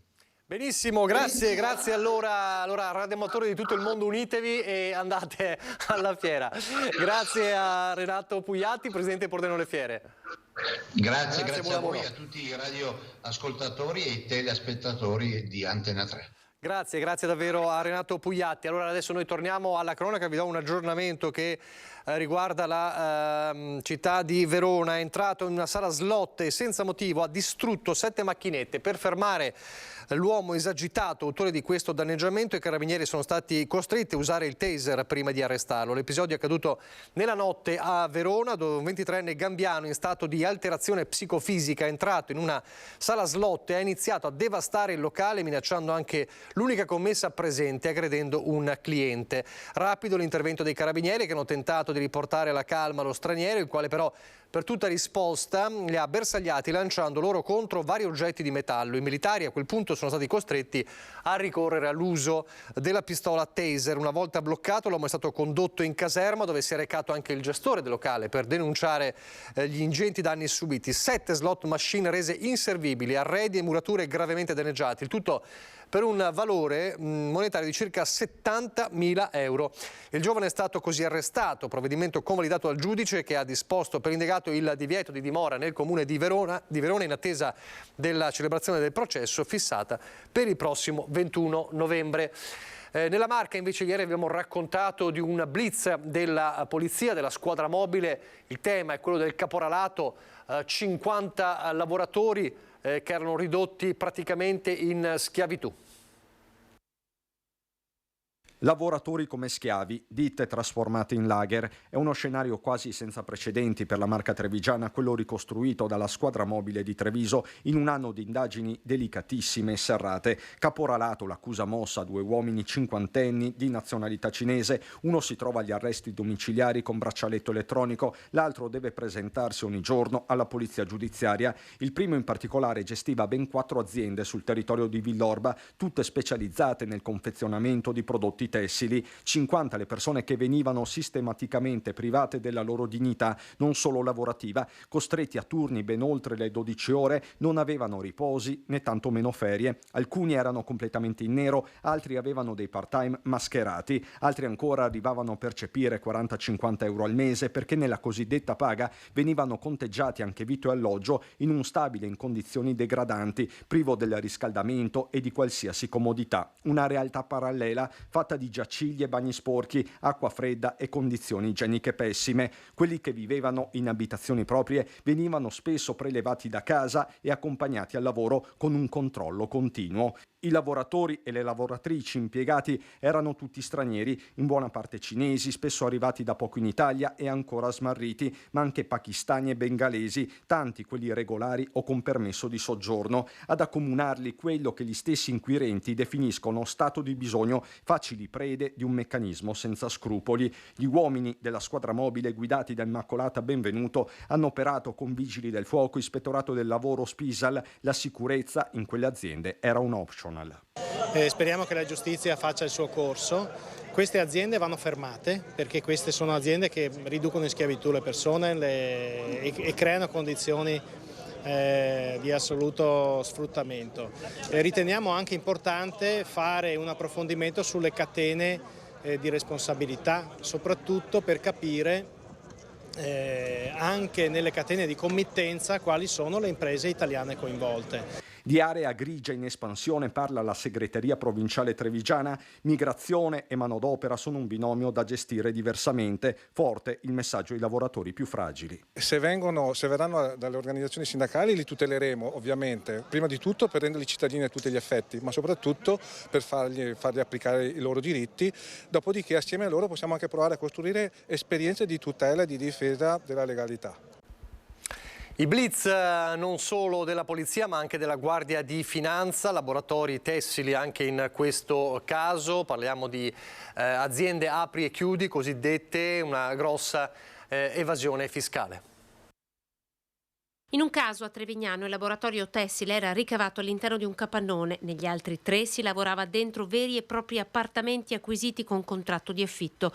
Giorno e notte, alle finestre e tende oscuranti per nascondere l'attività da fuori, dentro locali in cui non venivano rispettate le norme antincendio, nemmeno quelle in materia di sicurezza sul lavoro. Estintori assenti, condizioni igieniche precarie, i rifiuti non erano smaltiti correttamente. A portare i finanzieri sulle tracce di queste 4 attività gestite da cinesi, un accurato lavoro di incrocio dei dati tra consumi di energia elettrica, anagrafe tributaria e Camera di Commercio. Individuiamo i laboratori concretamente attivi, anche in orari notturni come nel caso di cui parliamo, e a quel punto abbiamo la certezza che gli opifici sono in piena attività e quindi l'intervento è volto a contrastare l'impiego irregolare di lavoratori in luoghi non consoni alle norme. Un modello esemplare di coordinamento ispettivo tra Guardia di Finanza, Vigili del Fuoco, Spisal, Ispettorato del Lavoro, ARPAV e Polizia Locale. L'operazione condotta dal Comando Trevigiano della Guardia di Finanza ha sospeso 4 attività ubicate a Caerano, San Marco, Nervesa della Battaglia, Cavaso del Tomba e Trevignano. A gestirli negli anni in tutto sono figurate 14 ditte individuali che hanno accumulato oltre 1 milione di euro in pendenze tributarie. Imprese di comodo che hanno una vita predeterminata di 2-3 anni, le quali dopo aver accumulato rilevanti debiti con l'amministrazione finanziaria chiudono e riaprono cambiando solo il nome e la partita IVA e ripartono con gli stessi dipendenti, gli stessi macchinari, la stessa attività aziendale. 20 lavoratori occupati in tutto, 2 laboratori che confezionavano abbigliamento sono stati posti sotto sequestro. Quello che emerge nel corso di questa tipologia di controlli è che c'è un filo conduttore tra irregolarità con cui vengono ottenuti i luoghi di lavoro e evasione fiscale. Questo è quindi il nostro obiettivo di contrasto per questa tipologia di interventi. Ancora la cronaca, una vicenda dolorosa, l'abbiamo raccontata diverse volte nel corso dei nostri telegiornali. Leggiamo questa news da Treviso Today, una lettera che è arrivata nelle redazioni. Questa lettera della vedova di Andrea Soligo, lo ricorderete, il morto di 25 anni, morto sul lavoro a 25 anni nel Vicentino. Ebbene, la moglie ha scritto una lettera alla Premier. Giorgia Gatto, la giovane vedova del trevigiano Andrea Soligo, morto sul lavoro il 5 gennaio 2022 a Tezze sul Brenta, non molla. Sono trascorsi oltre 2 mesi dalle lettere inviate al Presidente della Repubblica, al Ministro Nordio, per chiedere aiuto per la ricerca della verità sulla morte del marito, ma nulla si è mosso, nessuna risposta, scrive Treviso Today.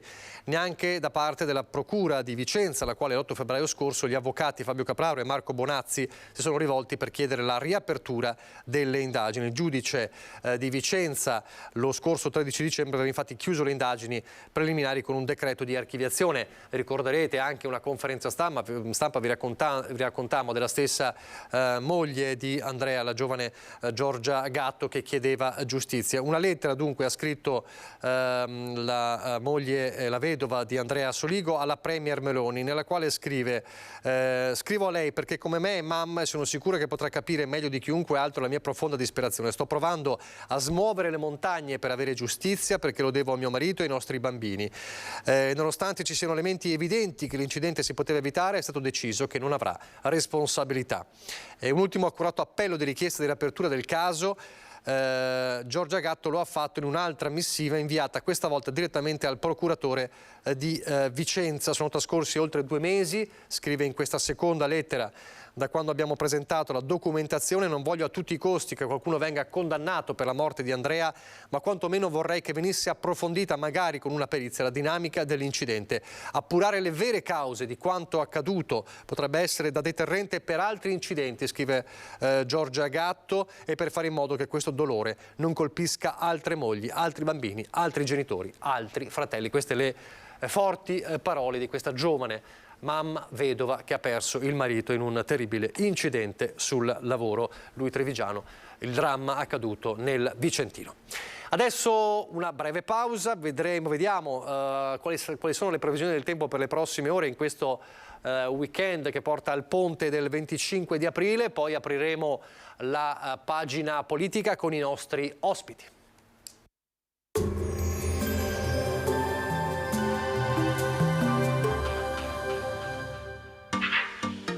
Tremonti, attrezzature e materiale per saldatura professionale a Montebelluna.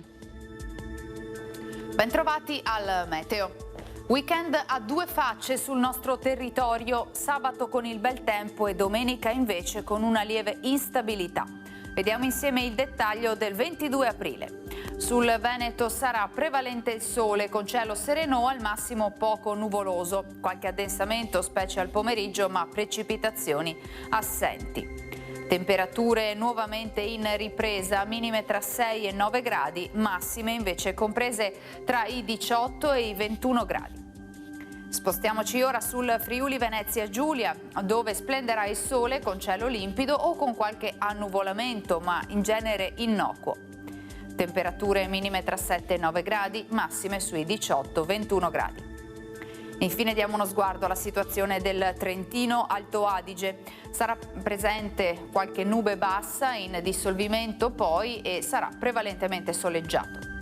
Temperature minime intorno agli 8-9 gradi, massime sui 21-22 gradi. Dal meteo di Antena 3 per ora è tutto. Grazie per l'attenzione. Arrivederci al prossimo aggiornamento.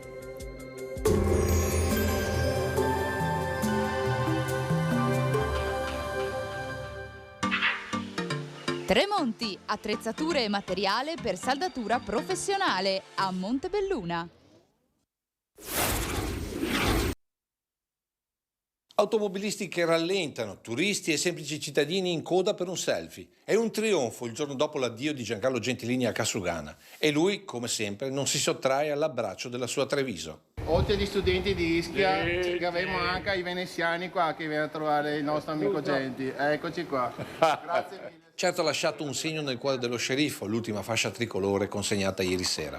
Guarda, Giancarlo Gentilini, sindaco di Treviso, per sempre. Per sempre. Guarda Giancarlo!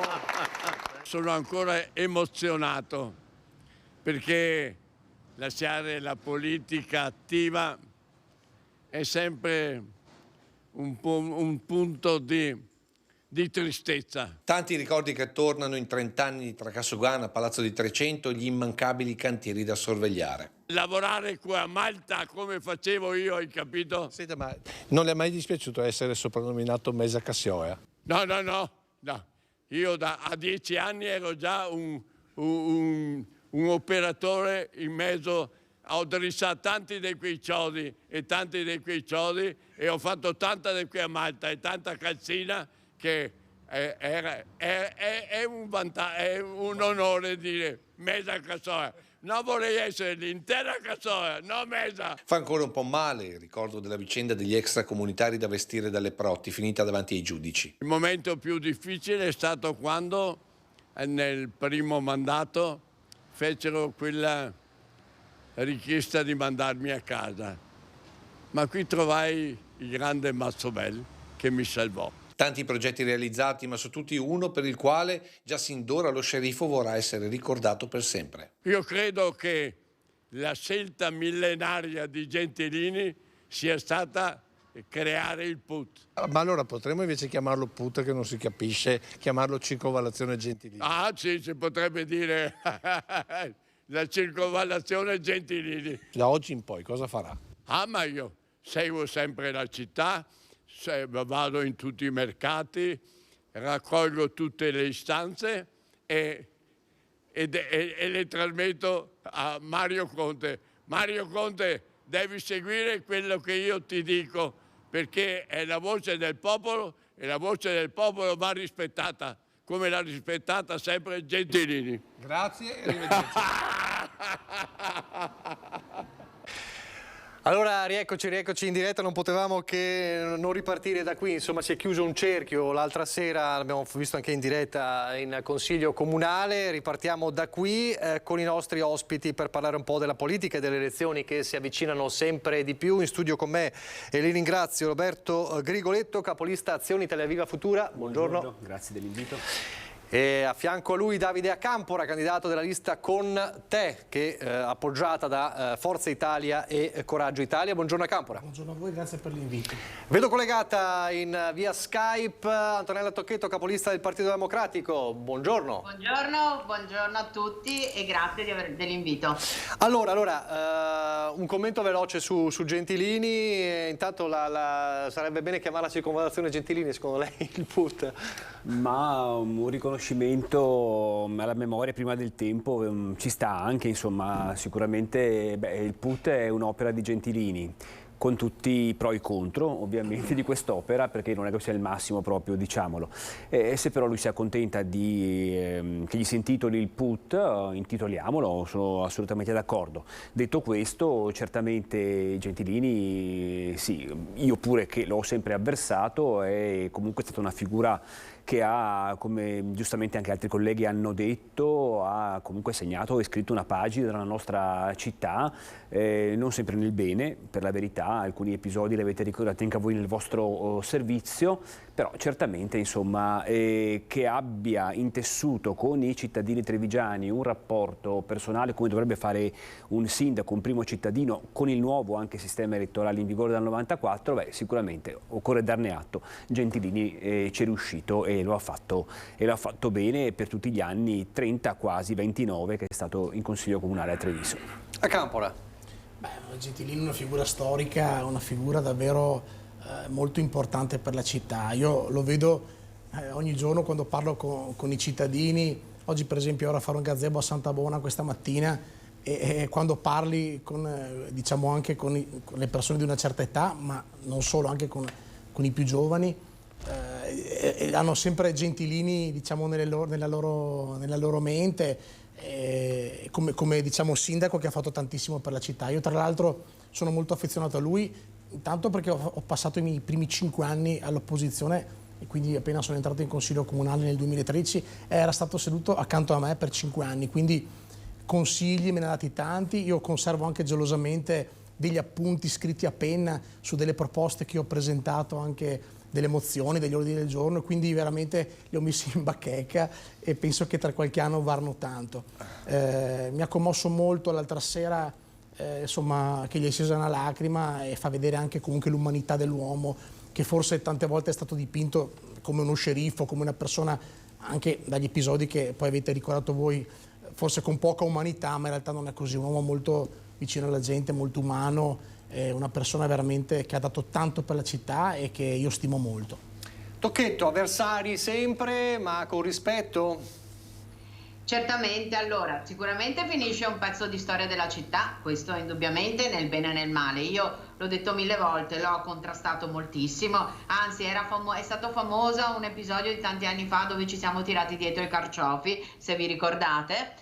Però devo dire che sicuramente Gentilini ha avuto 3 caratteristiche. Il primo, che ha amato moltissimo la sua città, una grandissima passione che l'ha fatto arrivare con grandissima determinazione a 94 anni, molto lucido e molto, come dire, passionale sulla politica. Quindi la politica a volte fa bene anche al fisico se non è troppo contrastante. Poi devo riconoscere, lo dico sempre, che ha trovato nel suo percorso una donna straordinaria che è la moglie, la signora Maria, che, come dire, lo sta accompagnando in maniera molto importante e quindi lo rende anche, come dire, una persona di una età avanzata ma sempre molto lucido. Poi io non ho mai condiviso niente di quello che lui ha fatto, lui è sicuramente un uomo di destra, io non sono una persona di destra, sono di centrosinistra, non ho condiviso molti dei suoi ricordi del passato, chiamando in senso positivo i balilla, perché a me invece sono cose che mi fanno orrore, ma riconosco a lui una grande passione per la città e un gran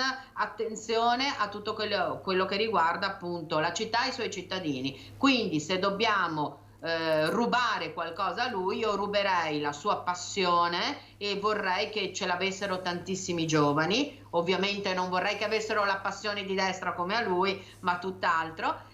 La passione e soprattutto essere molto presenti in città. Ecco, questo per chi fa l'amministratore è un atto che bisogna che tutti noi attuiamo e che sicuramente deve essere quello che accompagna il consigliere comunale, l'assessore, il sindaco, perché la nostra è sicuramente una città capoluogo, però è anche una piccola città e tutti ci conosciamo, e dimostrare di essere sempre sul pezzo, nel senso che si è a favore dei cittadini e si cerca di risolvere i problemi, è un atteggiamento che Gentilini ha sempre avuto per tutto il corso dei 29 anni in cui è stato seduto in Consiglio Comunale, ma che penso che avrà anche fuori dal Consiglio Comunale. Un'ultima cosa, poi chiudiamo con Gentilini, una cosa che mi ha sempre un po' incuriosito, gli dà valore anche il fatto che non abbia in questi anni come dire, risposto a sirene di eventuali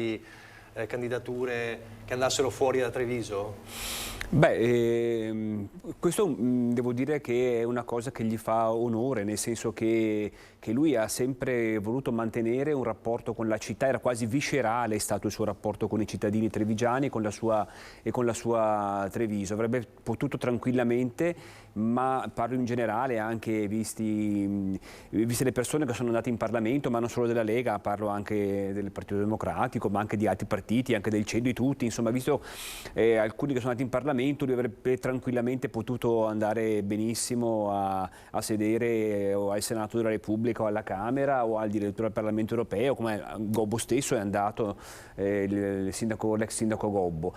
No, credo che lui abbia fatto una scelta proprio, e quasi a me viene da dire che lui abbia sempre tenuto ad avere questo rapporto diretto, direi quasi quotidiano, con i cittadini, come effettivamente dovrebbe fare un sindaco. Su questo devo riconoscerlo, che non ha uguali né nel centrodestra né nel centrosinistra. È molto particolare questo campo. Un sindaco dovrebbe essere davvero così, o perché di esempi sia nel centrodestra che nel centrosinistra che nel centro ce ne sono, di sindaci che poi spiccano il salto verso, diciamo, situazioni più importanti. Il sindaco dovrebbe invece essere sempre a contatto con la città? Assolutamente, l'esempio di Gentilini fa capire proprio come lui è l'emblema, no, di come dovrebbe essere un sindaco.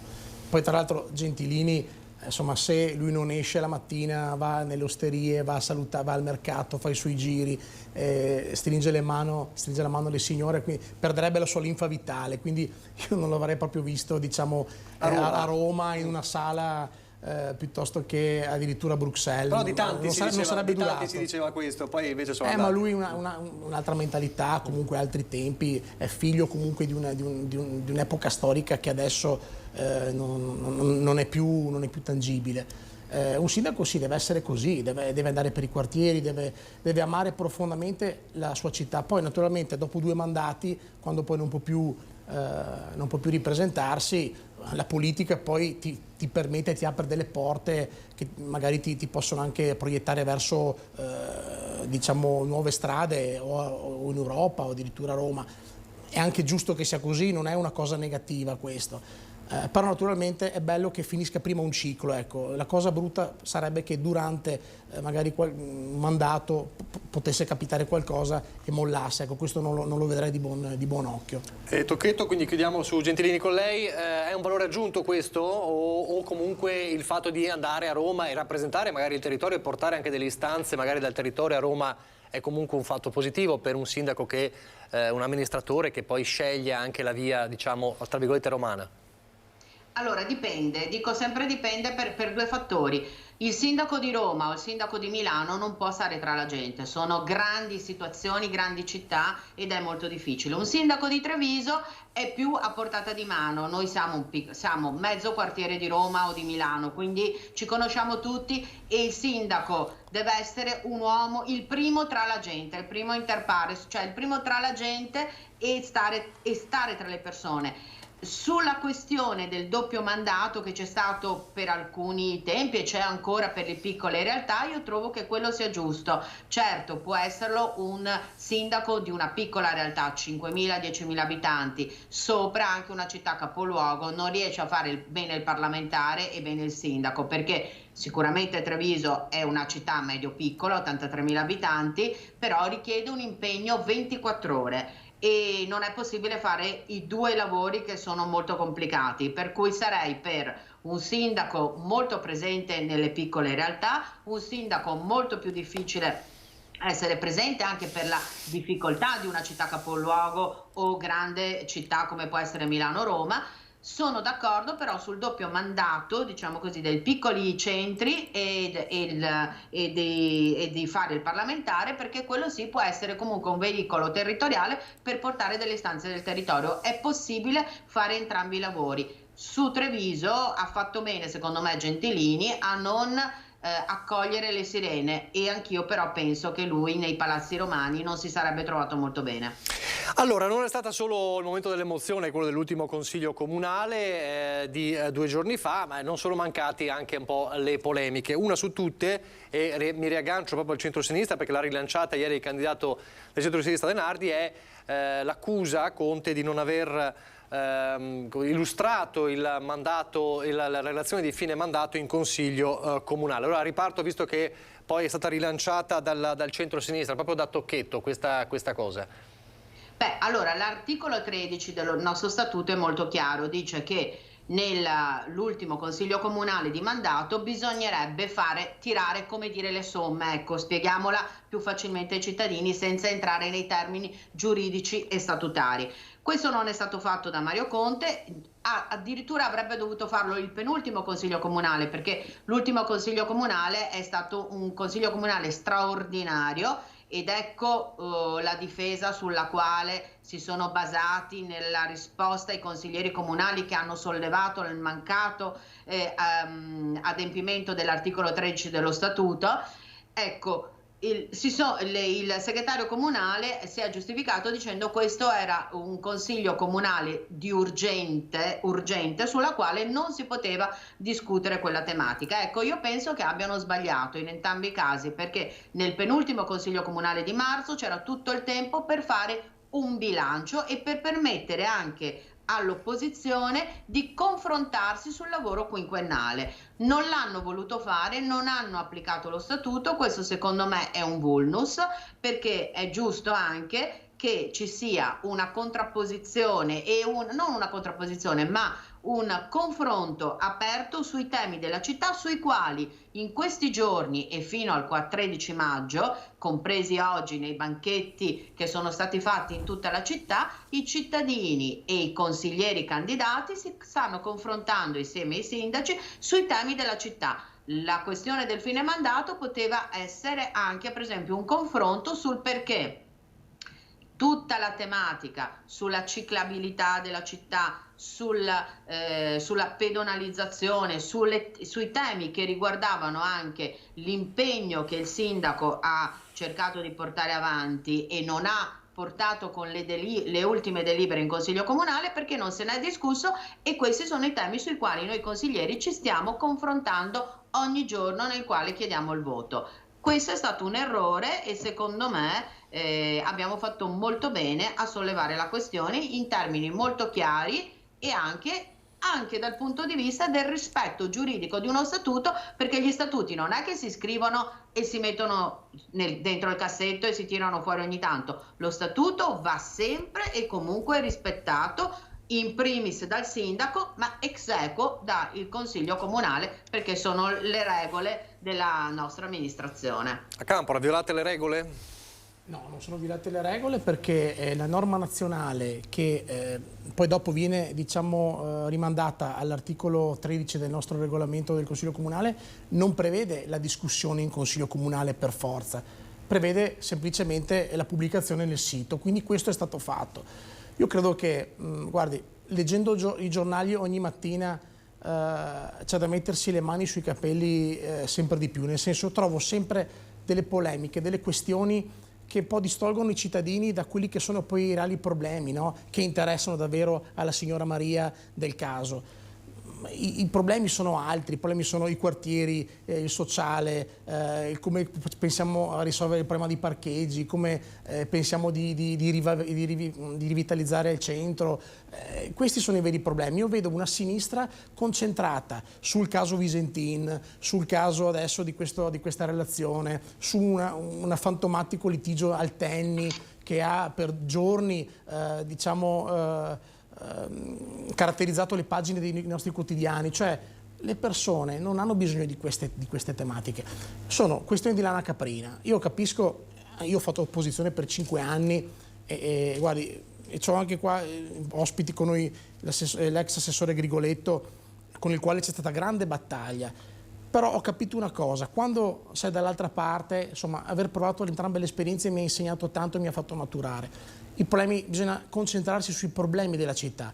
Quello che stava facendo adesso il candidato sindaco De Nardi sono bagarre che distolgono dai veri problemi, e quindi io penso che comunque noi abbiamo fatto una scelta di dare precedenza a certe delibere e discuterle in Consiglio Comunale e pubblicare semplicemente questa relazione rispettando i termini di legge che il decreto legislativo proprio prevede a livello nazionale.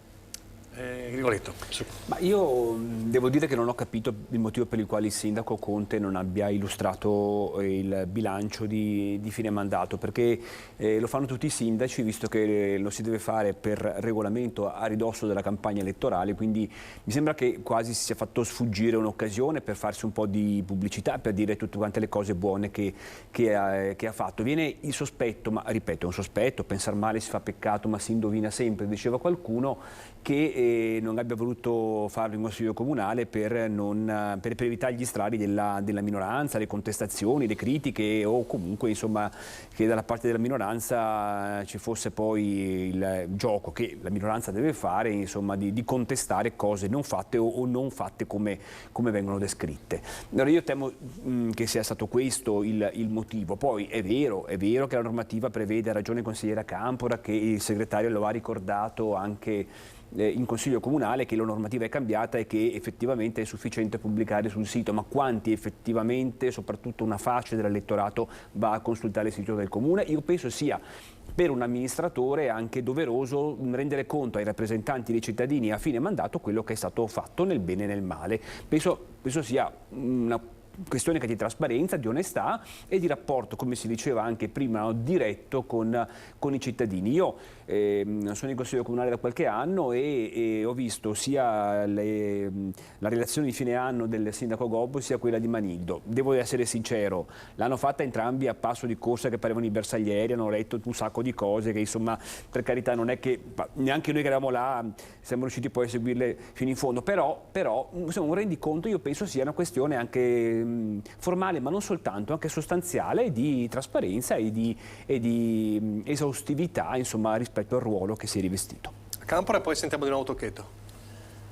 Ripeto, io sono convinto che è stato fatto quello che doveva essere fatto, nel senso non vedo da parte della nostra amministrazione un non volersi confrontare con le minoranze, anche perché, voglio dire, c'è tutta la campagna elettorale nella quale possiamo comunque dimostrare quello che è stato fatto e poi i fatti parlano.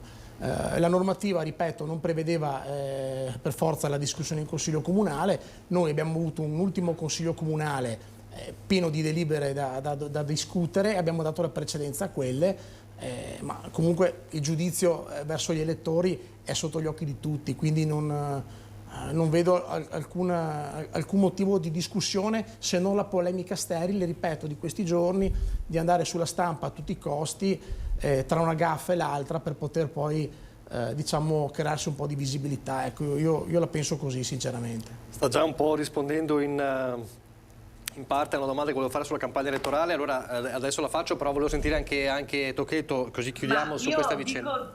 Ecco, io voglio dire due cose. Allora, è 1 anno e mezzo che dovevano portare a casa il PUMS, che è il piano di sostenibilità della circolazione, e questo non l'hanno portato, quindi quello poteva essere oggetto di discussione nel famoso documento di rendicontazione. Ma dico una cosa in più.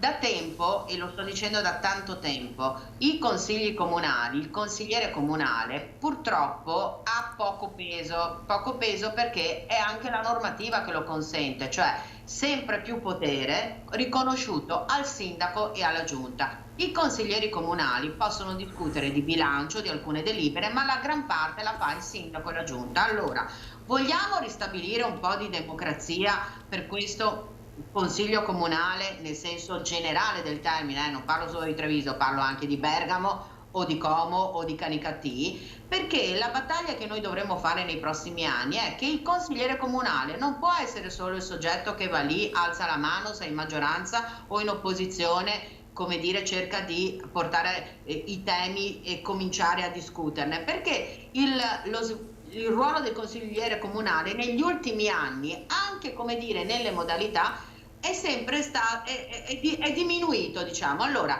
rispettare almeno quelle poche regole che ci sono nel nostro statuto. Lasciamo perdere che la modifica adesso lo posso pubblicare, ma cosa serve? Almeno rispettiamo il ruolo dei consiglieri comunali e diamo a loro la possibilità di confrontarsi su almeno quelle poche regole dove i consiglieri comunali hanno il loro peso. Traduco per essere molto chiara. Nel 1994 un sindaco entrava la mattina in consiglio comunale o a Casugana e poteva uscirne non sindaco, perché aveva un consiglio comunale che contava molto e poneva le questioni e faceva cadere il sindaco su alcune delibere. Adesso 2023 siamo partiti dalla parte opposta, cioè il consigliere comunale una volta eletto ha un potere, come dire, molto diminuito, conta un sindaco e conta la giunta, spesso fatta da soggetti non scelti nel consiglio comunale, che non hanno preso le preferenze ma scelti magari esternamente, che hanno le decisioni e il potere sulla città. Ecco, io vorrei tanto che tutti i consiglieri comunali, ma anche i cittadini, cominciassero, come dire, ad alzare la voce e a portare più autorevolezza e peso al consiglio comunale e ai consiglieri, per i quali appunto poi alla fine possano pesare in un consiglio comunale, perché ripeto, quelli di maggioranza stanno sempre zitti, quelli di opposizione non vengono praticamente ascoltati. Ridiamo più democrazia al consiglio comunale. Rigoletto? Sì, come ho detto prima, io credo che questo passaggio si poteva fare, non avrebbe insomma comportato chissà quali allungamenti dei tempi nella seduta di un consiglio che, voglio dire, è stato anche abbastanza veloce, vero consigliere Campora, c'erano numerose delibere, però siamo stati anche relativamente veloci, anche perché erano saltate, peraltro, lo dico così ai telespettatori, le comunicazioni di inizio seduta, che sono quelle che occupano 2-3 ore in apertura di seduta, quindi il tempo c'era. Io non ho capito, per me è una scelta che è stata fatta dal sindaco, legittima indubbiamente, non contesto questo, non condivisibile perché, ripeto, io credo che il sindaco in quel momento là avesse la facoltà e avesse anche, io direi, il dovere di parlare ai suoi concittadini attraverso i rappresentanti che siedono in Consiglio Comunale. È vero che contano poco, come diceva la consigliera Tocchetto, ma pur sempre erano i rappresentanti dei cittadini. Mi sembra che questo passaggio poteva essere fatto. Ecco. Allora, riparto da lei anche su un tema che è già stato, come dire, anticipato da Campora, cioè una campagna elettorale così che vede anche molte polemiche. Che campagna elettorale lei che ne ha viste di campagne elettorali, come la vede, che giudizio ne dà fino adesso? Ormai manca davvero poco al 14 e 15 di maggio.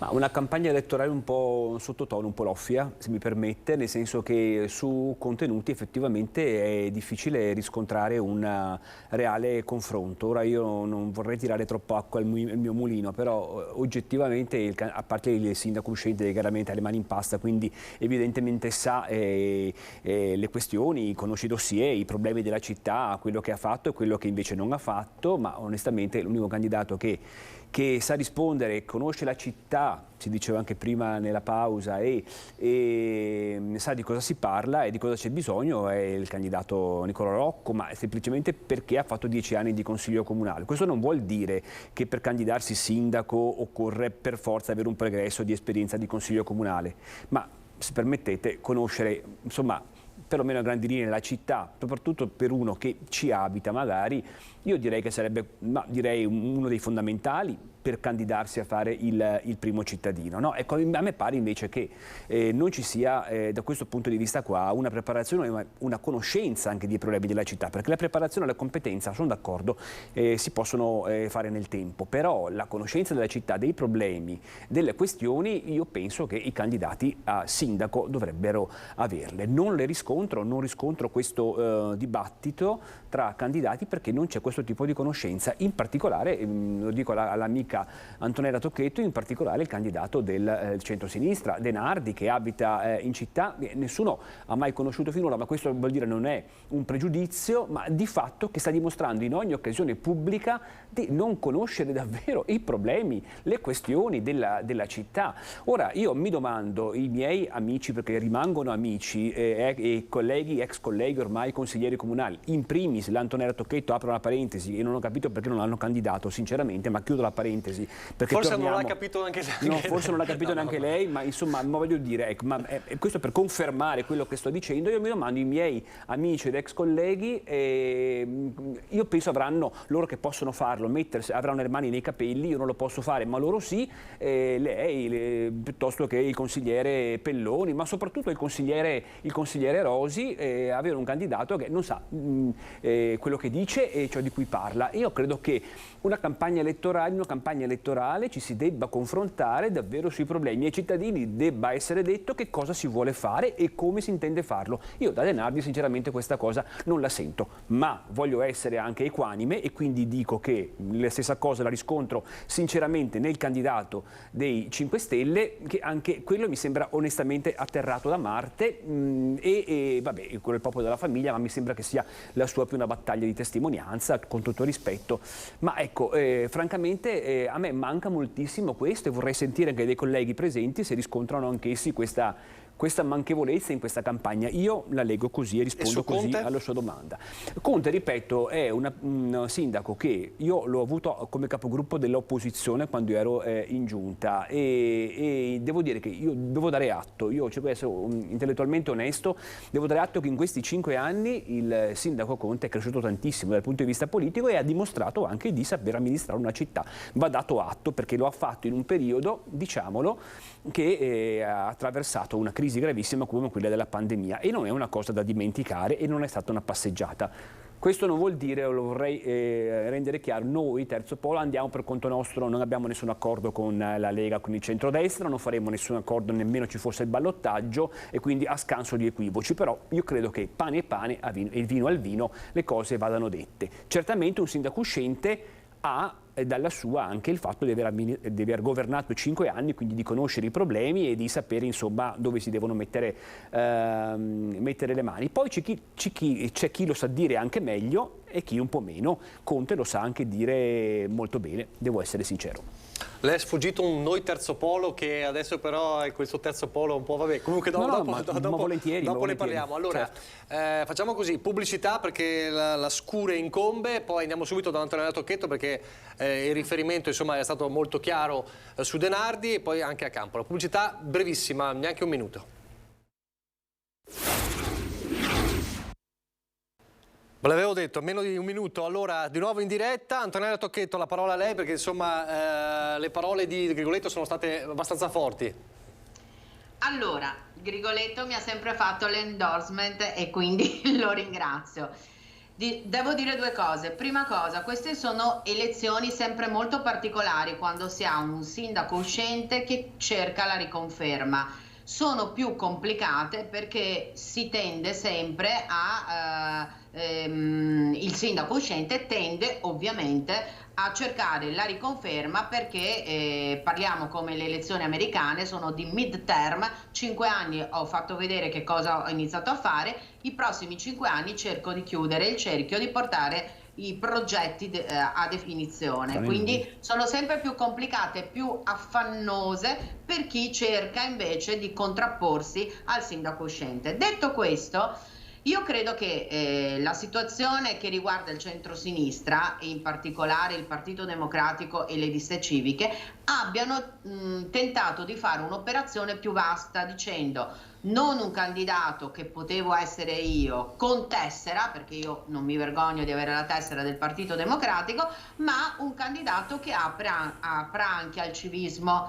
E l'operazione De Nardi nasce su questa prospettiva. Certo, io avrei voluto molto che gli amici del Terzo Polo, e in particolare Nicolò Rocco e Roberto Grigoletto, con i quali abbiamo condiviso molte cose insieme, come succede a Vicenza e come è successo a Udine dove il centrosinistra ha vinto, avessero fin dall'inizio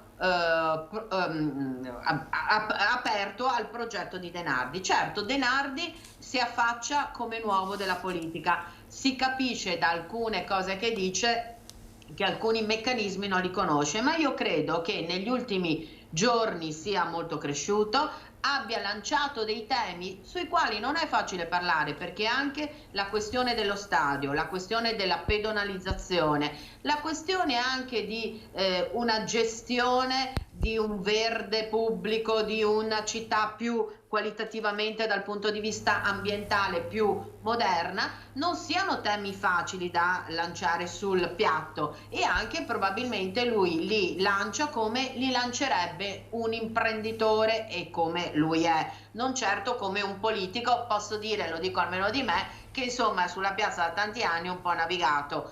Ecco, su questo noi portiamo avanti un progetto sulla città, una città di Treviso come più moderna, più avanti, più verde, più green, e lui lo dice anche in un modo molto che spariglia un po' le carte. Ecco, allora io penso che in questi giorni qua lui lo stia dicendo molto chiaro nei dibattiti che va, ai quali partecipa, lo sta dicendo, l'ha detto oggi sui giornali, ha fatto dei passaggi sia sullo stadio di calcio che cosa ne vorrebbe, ma anche sulla viabilità di Treviso, e penso che questo possa anche essere un incentivo per i cittadini di confrontarsi rispetto anche a una proposta nuova e anche, come dire, una proposta che magari non ha quel linguaggio politico, quelle regole politiche al quale noi tutti siamo abituati, ma che usa anche un linguaggio diverso, e forse potrebbe essere un modo accattivante per porre attenzione al cittadino che oggi aveva almeno 15 banchetti con 15 proposte, perché poi non ci sono solo i candidati sindaci, che sono parecchi, ma ci sono anche le varie liste che davano 5 versioni, 15 versioni diverse di una stessa problematica, e che probabilmente il cittadino in qualche modo ha una grande confusione. Io oggi ero a un banchetto e al banchetto del Partito Democratico arrivò una signora e disse: guardi, lei è l'11ª proposta che mi fa sulle piste ciclabili, io oggi le ho raccolte tutte, oggi pomeriggio discuterò con il mio marito e cercheremo di capire qual è la proposta migliore. Ecco, non è facile per i cittadini, non è facile neanche per noi, però penso che il linguaggio di De Nardi, che è un linguaggio un po' nuovo, possa essere accattivante anche per raccogliere il voto. A Campora, chiudiamo sulla campagna elettorale e poi entriamo sui temi. Sì, beh, io credo che De Nardi abbia dimostrato di essere un pesce fuor d'acqua in questo contesto di campagna elettorale che ci accingiamo a vivere, a portare avanti. Io credo che veramente i membri del suo partito debbano aiutarlo, perché comunque lo si è visto da diverse uscite che ha fatto sin dal principio. Mi ricordo quella butarda dove criticava il nostro sindaco attuale Mario Conte, paragonandolo a un amministratore di condominio, piuttosto che ad altre butarde che ha fatto nell'arco, diciamo, di queste settimane. Io lo vedo anche nella gestualità, lo vedo anche nei modi proprio di porsi. L'altra sera ero presente al confronto presso il Cinema Corso dei candidati sindaci e lo si vedeva proprio aggressivo, anche nei movimenti, anche proprio nel porsi, per non parlare poi della serata di ring di qualche giorno fa, dove proprio, insomma, l'ho visto veramente, a mio parere, una persona che si appresta e che si candida per governare una città deve essere più pacata nei modi, ma soprattutto deve conoscere la città, come diceva appunto il collega Grigoletto.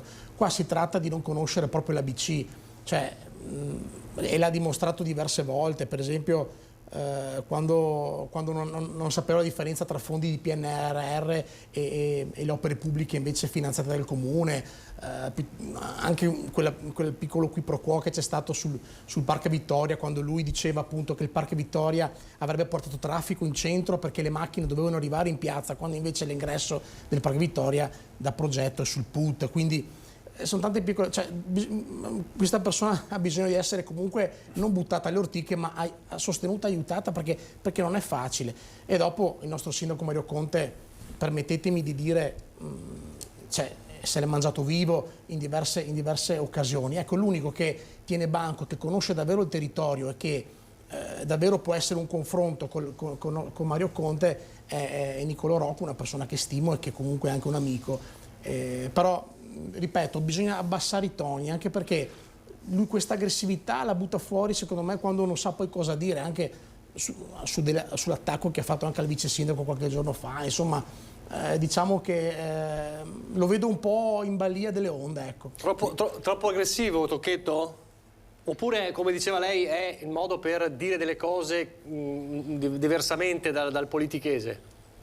Infatti è proprio quello che volevo dire. L'aggressività è anche dovuta al fatto che lui non è abituato a un linguaggio di fair play politico, ma è una persona che si affaccia alla politica e ha anche un linguaggio diverso. Per esempio, sta lavorando molto sui social, è anche un modo diverso di fare politica rispetto alle vecchie maniere, quindi bisognerà anche capire i diversi linguaggi. Poi l'aggressività c'è da una parte e dall'altra, insomma, mi pare che nei confronti dei 5 candidati l'aggressività, insomma, sia stata sempre latente, perché posso fare una battuta, ma non lo dico nei miei confronti. Questa, come dire, questa aggressività maschile potrebbe essere mitigata se ci fossero più donne candidate. Non parlo di me, ecco, voglio metterlo subito. Più donne candidate avrebbero reso un po' più dolce il confronto, ecco. Speriamo che nel 2028 ci siano più donne candidate, quindi vedrete dei confronti molto più dolci rispetto a quelli di adesso. Rigoletto, voleva dire qualcosa? Sì, no, a me fa sorridere e io apprezzo e voglio bene ad Antonella, perché oltre a unisce l'aspetto del politico, della politica, e l'aspetto anche professionale dell'avvocato, perché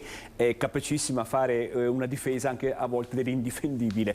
Però se posso risolvere con una battuta, magari chiudiamo questa cosa, sì, su De Nardi, come lei proponeva. diceva, a me viene in mente quello che avrebbe detto mia nonna, insomma, che sto candidato, insomma, non sa né parlare né tasar, perché alla fine mi sembra che questo emerga dai dibattiti, dai confronti e soprattutto dal fatto che sui temi non ci sia. Che poi lo dica in maniera anche così suggestiva, così innovativa, sinceramente non so se è proprio un complimento, perché a me sembra che sia quasi una complicazione ulteriore.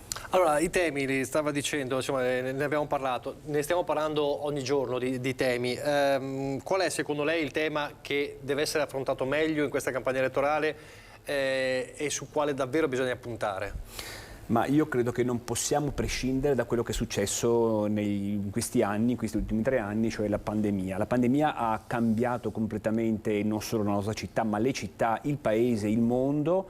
E noi dobbiamo ripartire da qui, nel senso che sono state generate delle realtà di solitudine da accompagnare. Ci sono giovani, ragazzi, anche giovanissimi, soli, che hanno anche sviluppato delle forme anche di patologie, ci sono anziani che sono rimasti ancora più soli, c'è un'emergenza sociale importantissima. Io credo che, ed è il motivo per il quale noi come programma, il programma di Nicola Rocco pone al primo punto proprio questo delle povertà, noi dobbiamo intervenire sull'aspetto delle povertà. Purtroppo, ma lo si è visto anche con la pandemia, no? Finché stiamo tutti quanti bene, gli investimenti sulla sanità non ci sono, no? E così anche per il sociale, perché se andiamo a vedere anche il bilancio, ecco, questo avrei chiesto al sindaco se avesse relazionato sul fine mandato, quanto è stato l'investimento in questi anni del sociale, pur apprezzando io da ex assessore del sociale il lavoro fatto dalla dottoressa Tessarollo,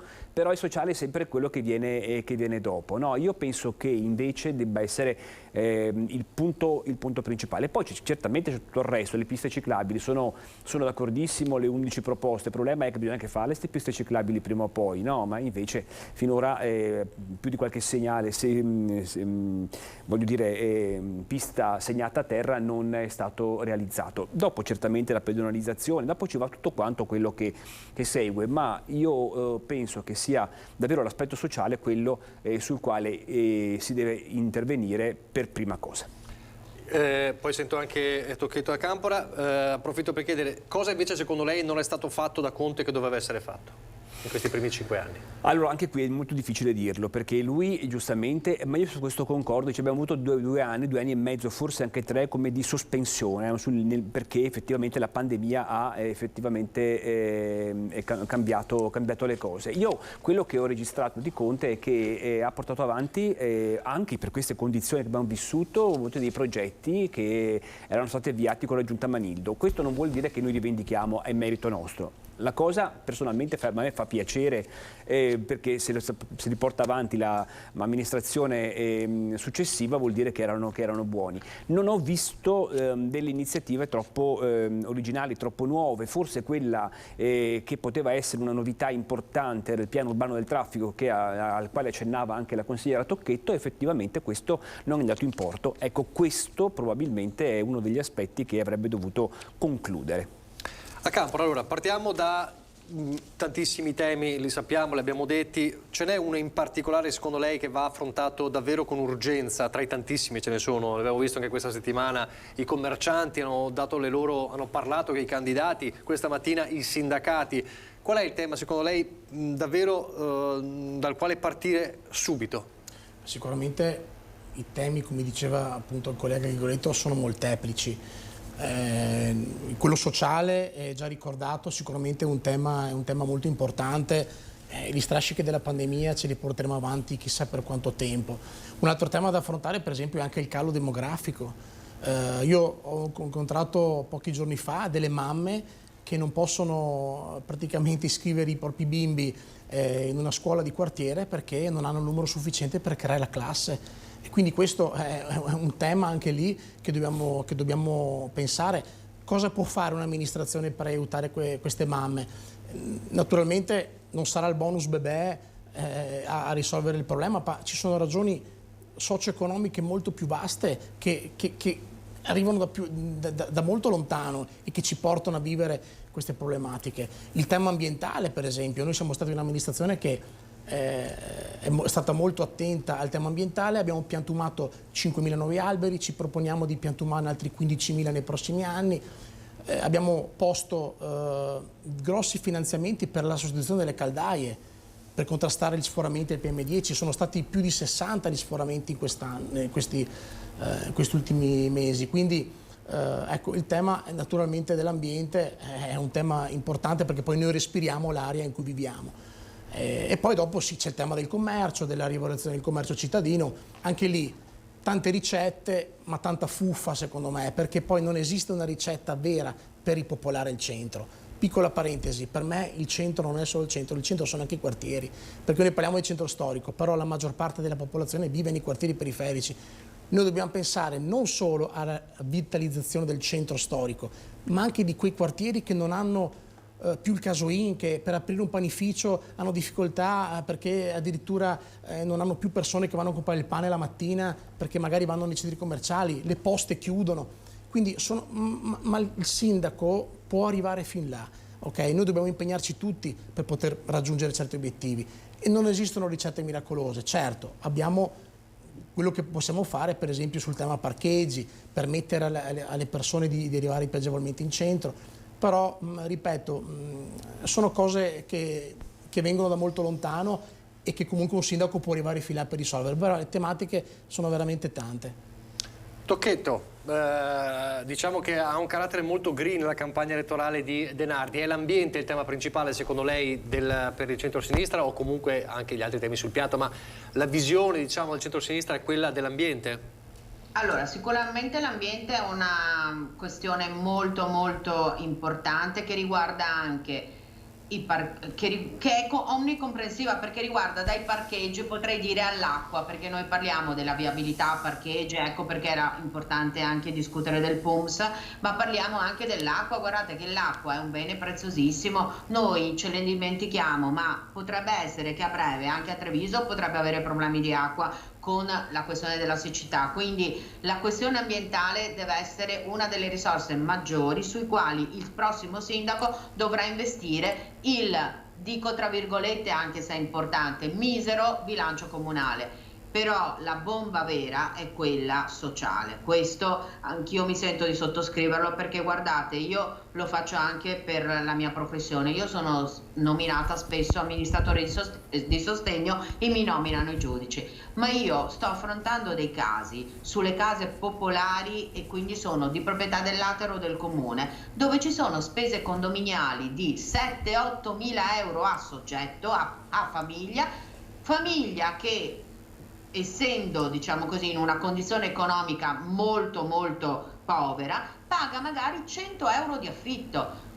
Ci sono in questo momento qua, anche ieri ce ne sono stati sfratti che l'Ater fa a suoi conduttori perché non riescono a pagare le spese condominiali, e quindi queste persone che sono già in una casa popolare dove pagano affitti bassissimi vengono ulteriormente sfrattati perché non pagano le case, non riescono a pagare le spese condominiali, perché la questione della rimodernizzazione delle case popolari anche dal punto di vista della questione delle caldaie non può essere solo del privato singolo, ma deve essere anche dell'ente pubblico, quindi le caldaie vanno cambiate anche nelle case popolari dove le deve pagare il comune. E guardate che non cito 3-4 casi, qua parliamo di migliaia di persone che sono in grande difficoltà, quindi la, tra virgolette, bomba sociale, che non è secondo me solo della pandemia. Certo, la pandemia ha aggravato, ma ce la portiamo da un po' di anni, perché anche la questione economica ha toccato una città come la nostra, che è una città sulla quale molte persone stanno bene, ma c'è una fascia sempre più larga che comincia ad avere problemi economici. La bomba sociale di aiuto alle famiglie in difficoltà deve essere il primo problema che il giorno X, se sarà il primo turno o secondo turno, il sindaco che siederà a Casugana dovrà affrontare 30 secondi dopo la proclamazione.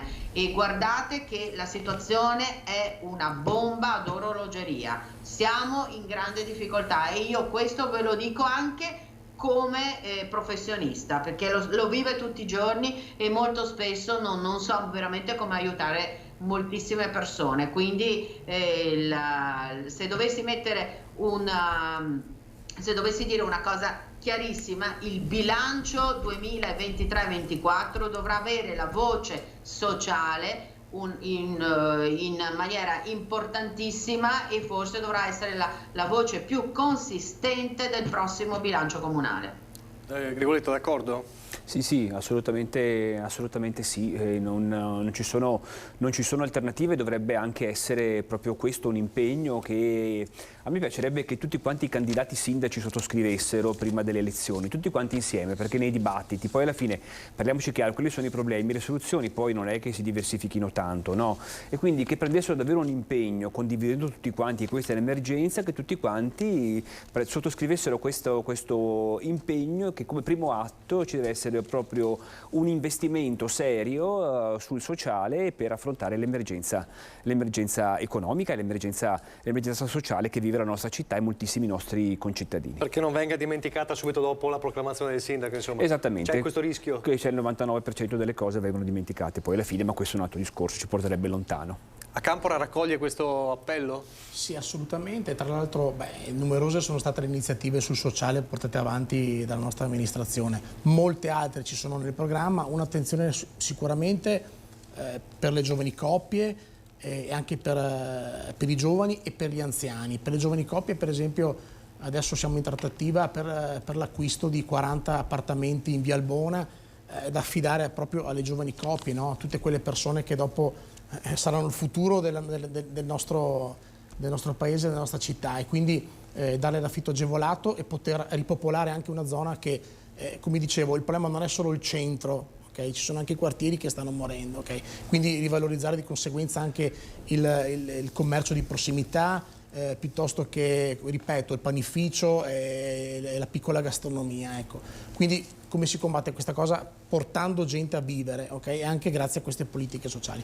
E poi gli anziani sono sempre più soli, hanno bisogno di assistenza. Spesso ricevo telefonate da anziani, lasciando perdere quello che è successo in pandemia, che è stato davvero devastante, dove io stesso in prima persona mi sono occupato anche proprio di portare le mascherine che mancavano, piuttosto che, vi ricordate quando le mascherine erano introvabili e il liquido per disinfettare costava centinaia di euro? Quindi da lì è partito un processo proprio dove ci si è resi conto di come siamo nudi, no? di fronte a quello che può accadere a livello mondiale in questi casi. E gli anziani, per tornare a quello che stavo dicendo, sono un tema fondamentale e dobbiamo tutelarli. È per questo che anche abbiamo previsto uno sportello di quartiere dove poter dare assistenza a tutte le persone che per i piccoli e grandi problemi quotidiani possono avere un punto di riferimento. Noi consiglieri comunali comunque facciamo il nostro, e i consiglieri comunali qui presenti, insomma, so bene che li conosco e so bene che lavorano come me in questo senso. Il ruolo del consigliere comunale è fondamentale anche in questo tema sociale. Quindi fare da collante tra il territorio, gli anziani, le persone bisognose e l'istituzione, anche per i piccoli problemi quotidiani, per un numero di telefono piuttosto che per un consiglio, insomma noi ci siamo, e penso che comunque l'amministrazione Conte sia stata molto attenta in questo senso. Tocchetto, chiudo con lei perché siamo davvero alla fine. Allora si fa portavoce, lei ha lanciato, insomma, ha rilanciato la questione sociale, si fa portavoce con Denardi per questo, così, questa cosa, questo appello che ha lanciato anche Grigoletto, insomma, facciamo firmare a tutti i candidati un impegno davvero a mettere subito in bilancio degli investimenti per il sociale. Potrebbe essere anche un segnale di una campagna elettorale che magari lascia perdere le polemiche e va proprio sul concreto? Sì, assolutamente condivido quello che dice Grigoletto, perché, ripeto, è veramente una questione primaria, assoluta, ripeto, anche in una città come Treviso, che è una città che in gran parte sta bene, però la fascia delle persone in difficoltà è sempre più importante, per cui io sicuramente ne parlerò con Giorgio Denardi, me ne farò promotrice, perché l'impegno di chi sarà candidato sindaco, ma di tutti i consiglieri, maggioranza e opposizione, di porre la voce bilancio al primo punto di un bilancio, voce sociale scusa, il primo punto di un bilancio è una cosa fondamentale, ma noi lo dobbiamo fare perché dobbiamo avere la responsabilità di aiutare gli ultimi, che sono tanti, perché io capisco le giovani coppie in difficoltà, gli anziani, ma tra queste persone che non riescono a pagare le spese condominiali di una casa popolare ci sono tantissimi anziani. Tantissime persone vivono con 659 euro, cari signori, e hanno magari spese condominiali nelle case ATER di 300 euro al mese, non ce la fanno, e molti anziani non hanno neanche una famiglia di sostegno perché i figli magari sono via, sono in difficoltà anche loro, non possono aiutare le persone anziane, e queste persone non possono neanche andare nelle case di riposo perché sono troppo costose, a meno che non riescano ad entrare in alcune graduatorie dove il comune li aiuta. Temi pesantissimi e sui quali per me ci sarà l'impegno da parte di Giorgio De Nardi, ma sono contenta che se da questa trasmissione parte un appello per il sociale veda tutti noi in prima linea, perché è un dovere civico, soprattutto di persone come noi che sono state fortunate e che stanno bene, e proprio per questo devono aiutare chi è più in difficoltà. Allora lo lanciamo proprio da qua, allora, questo patto per il sociale tra tutti i candidati. L'ultima cosa che le chiedo, avete un minuto, visto che abbiamo fatto un accenno prima. Allora, avete già spiegato ampiamente in questi giorni un po', parlo del terzo polo ovviamente, di quello che stava accadendo a Roma. Giusto per chiudere la questione, di fronte a un elettore che si potrebbe dire smarrito di fronte a questa situazione, voi cosa dite? Ma diciamo che c'era una rappresentanza da dare, perché alle ultime politiche è emerso una parte dell'elettorato che ha creduto in questo progetto. Che Roma abbiano deciso di fare quello che hanno fatto, io non l'ho capito, ma è un limite mio, perché sono troppo intelligenti qualcuno a Roma per fare queste cose, e quindi io non le ho capite. Detto questo, noi guardiamo a Treviso, facciamo una lista che si distingue nettamente dal centro-destra, dal centro-sinistra, centrodestra che è già in fibrillazione tra Lega e Fratelli d'Italia e che rischia, se vince, di avviare un'amministrazione insomma tumultuosa, perché i rapporti tra Lega e Fratelli d'Italia non si preannunciano facili. Dall'altro lato c'è la riproposizione esatta di quella che è stata l'amministrazione Manildo, e io c'ero dentro e ve lo posso confermare, un'alleanza con tutte le forze politiche di centro e di sinistra che hanno reso difficilissima la navigazione. De Nardi le ha riproposte, le ripresenta la stessa armata Brancaleone. Mi domando dove pensi di andare. Ricordo soltanto che Manildo nel 2018 non si era ripresentato con una parte di questa coalizione che De Nardi ha rimesso in piedi, quindi non credo sia che si annunci una amministrazione, se dovesse vincere De Nardi, facile. Gli ultimi minuti, allora Campora, potrebbe essere tumultuoso il rapporto Fratelli d'Italia-Lega? Insomma, naturalmente a livello nazionale insomma, stiamo governando bene e lo stiamo dimostrando. A livello locale contano le persone. Ecco, io parlo della nostra lista, la lista con te, è una lista che fa anche un po' da garante, no? Rispetto a questi due fuochi, e la ringrazio per la domanda, perché mi dà la possibilità anche di invitare la gente a sostenerci, perché appunto è una lista, sì è vero, sorretta da Forza Italia e Coraggio Italia, ma anche una lista fatta da persone diciamo che non fanno politica, è una lista civica in sostanza, e quindi questo fa sì che l'anima diciamo pura possa emergere e possa veramente, se avremo la possibilità di entrare in consiglio comunale in più consiglieri, quello che mi auguro, di mitigare un po' anche lo scontro. Potreste essere gli arbitri un po' tra i due sì, parti. Io penso che comunque la nostra offerta politica sia interessante, e ripeto, tante donne in lista, ma soprattutto vorrei ricordare anche ai telespettatori la doppia preferenza di genere, che è una cosa che noi stiamo facendo con tutti i candidati, perché parliamo tanto di quote rosa e di candidati sindaci che purtroppo non sono donne, ma sono solo uomini. Ecco, allora aiutiamo le donne, che insomma io per esempio sono in coppia con la dottoressa Frezza, che è bravissima, e tutti i candidati della lista hanno scelto una donna per poter fare il tandem. Doppia preferenza di genere, quindi uomo-donna, purché appartenenti alla stessa lista. Quindi dà la possibilità anche a entrambi di compensarsi e poter... Però la più giovane donna ce l'abbiamo noi, che si chiama Anita Facchini, ecco. Fa ancora le superiori. Quindi non laviamoci la bocca solo con donne, insomma, e perché non ci sono nei ruoli apicali, ma mettiamo in atto quello che la legge ci permette di fare, quindi la doppia preferenza di genere quando si sceglie il candidato consigliere. Tocchetto, chiudo con lei. È la riproposizione del modello Manildo, dice Grigoletto, la compagine di Denardi, è così?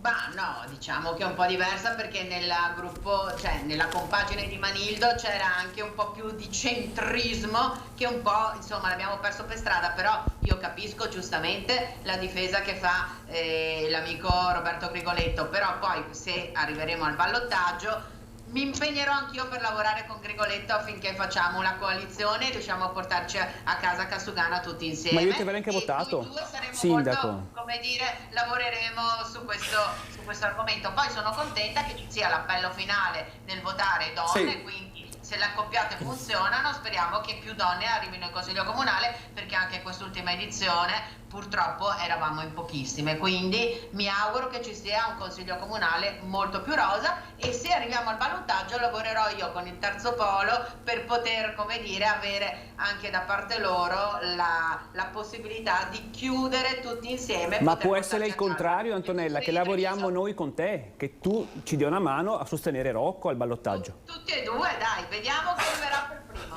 Secondo me il ballottaggio non ci sarà. Mi dispiace per voi. Con questo chiudiamo. Allora, ci speriamo. Allora, grazie di avere i nostri ospiti. Allora, comunque il patto per il sociale, insomma, che parte proprio da qui. Grazie a Roberto Grigoletto, grazie a Davide Campora e grazie a Antonella Tocchetto, grazie anche a voi per averci seguito. Spero tanto. Grazie, e noi ci vediamo come sempre dalle 18:30 con il telegiornale del Veneto e poi a seguire le altre edizioni. Arrivederci.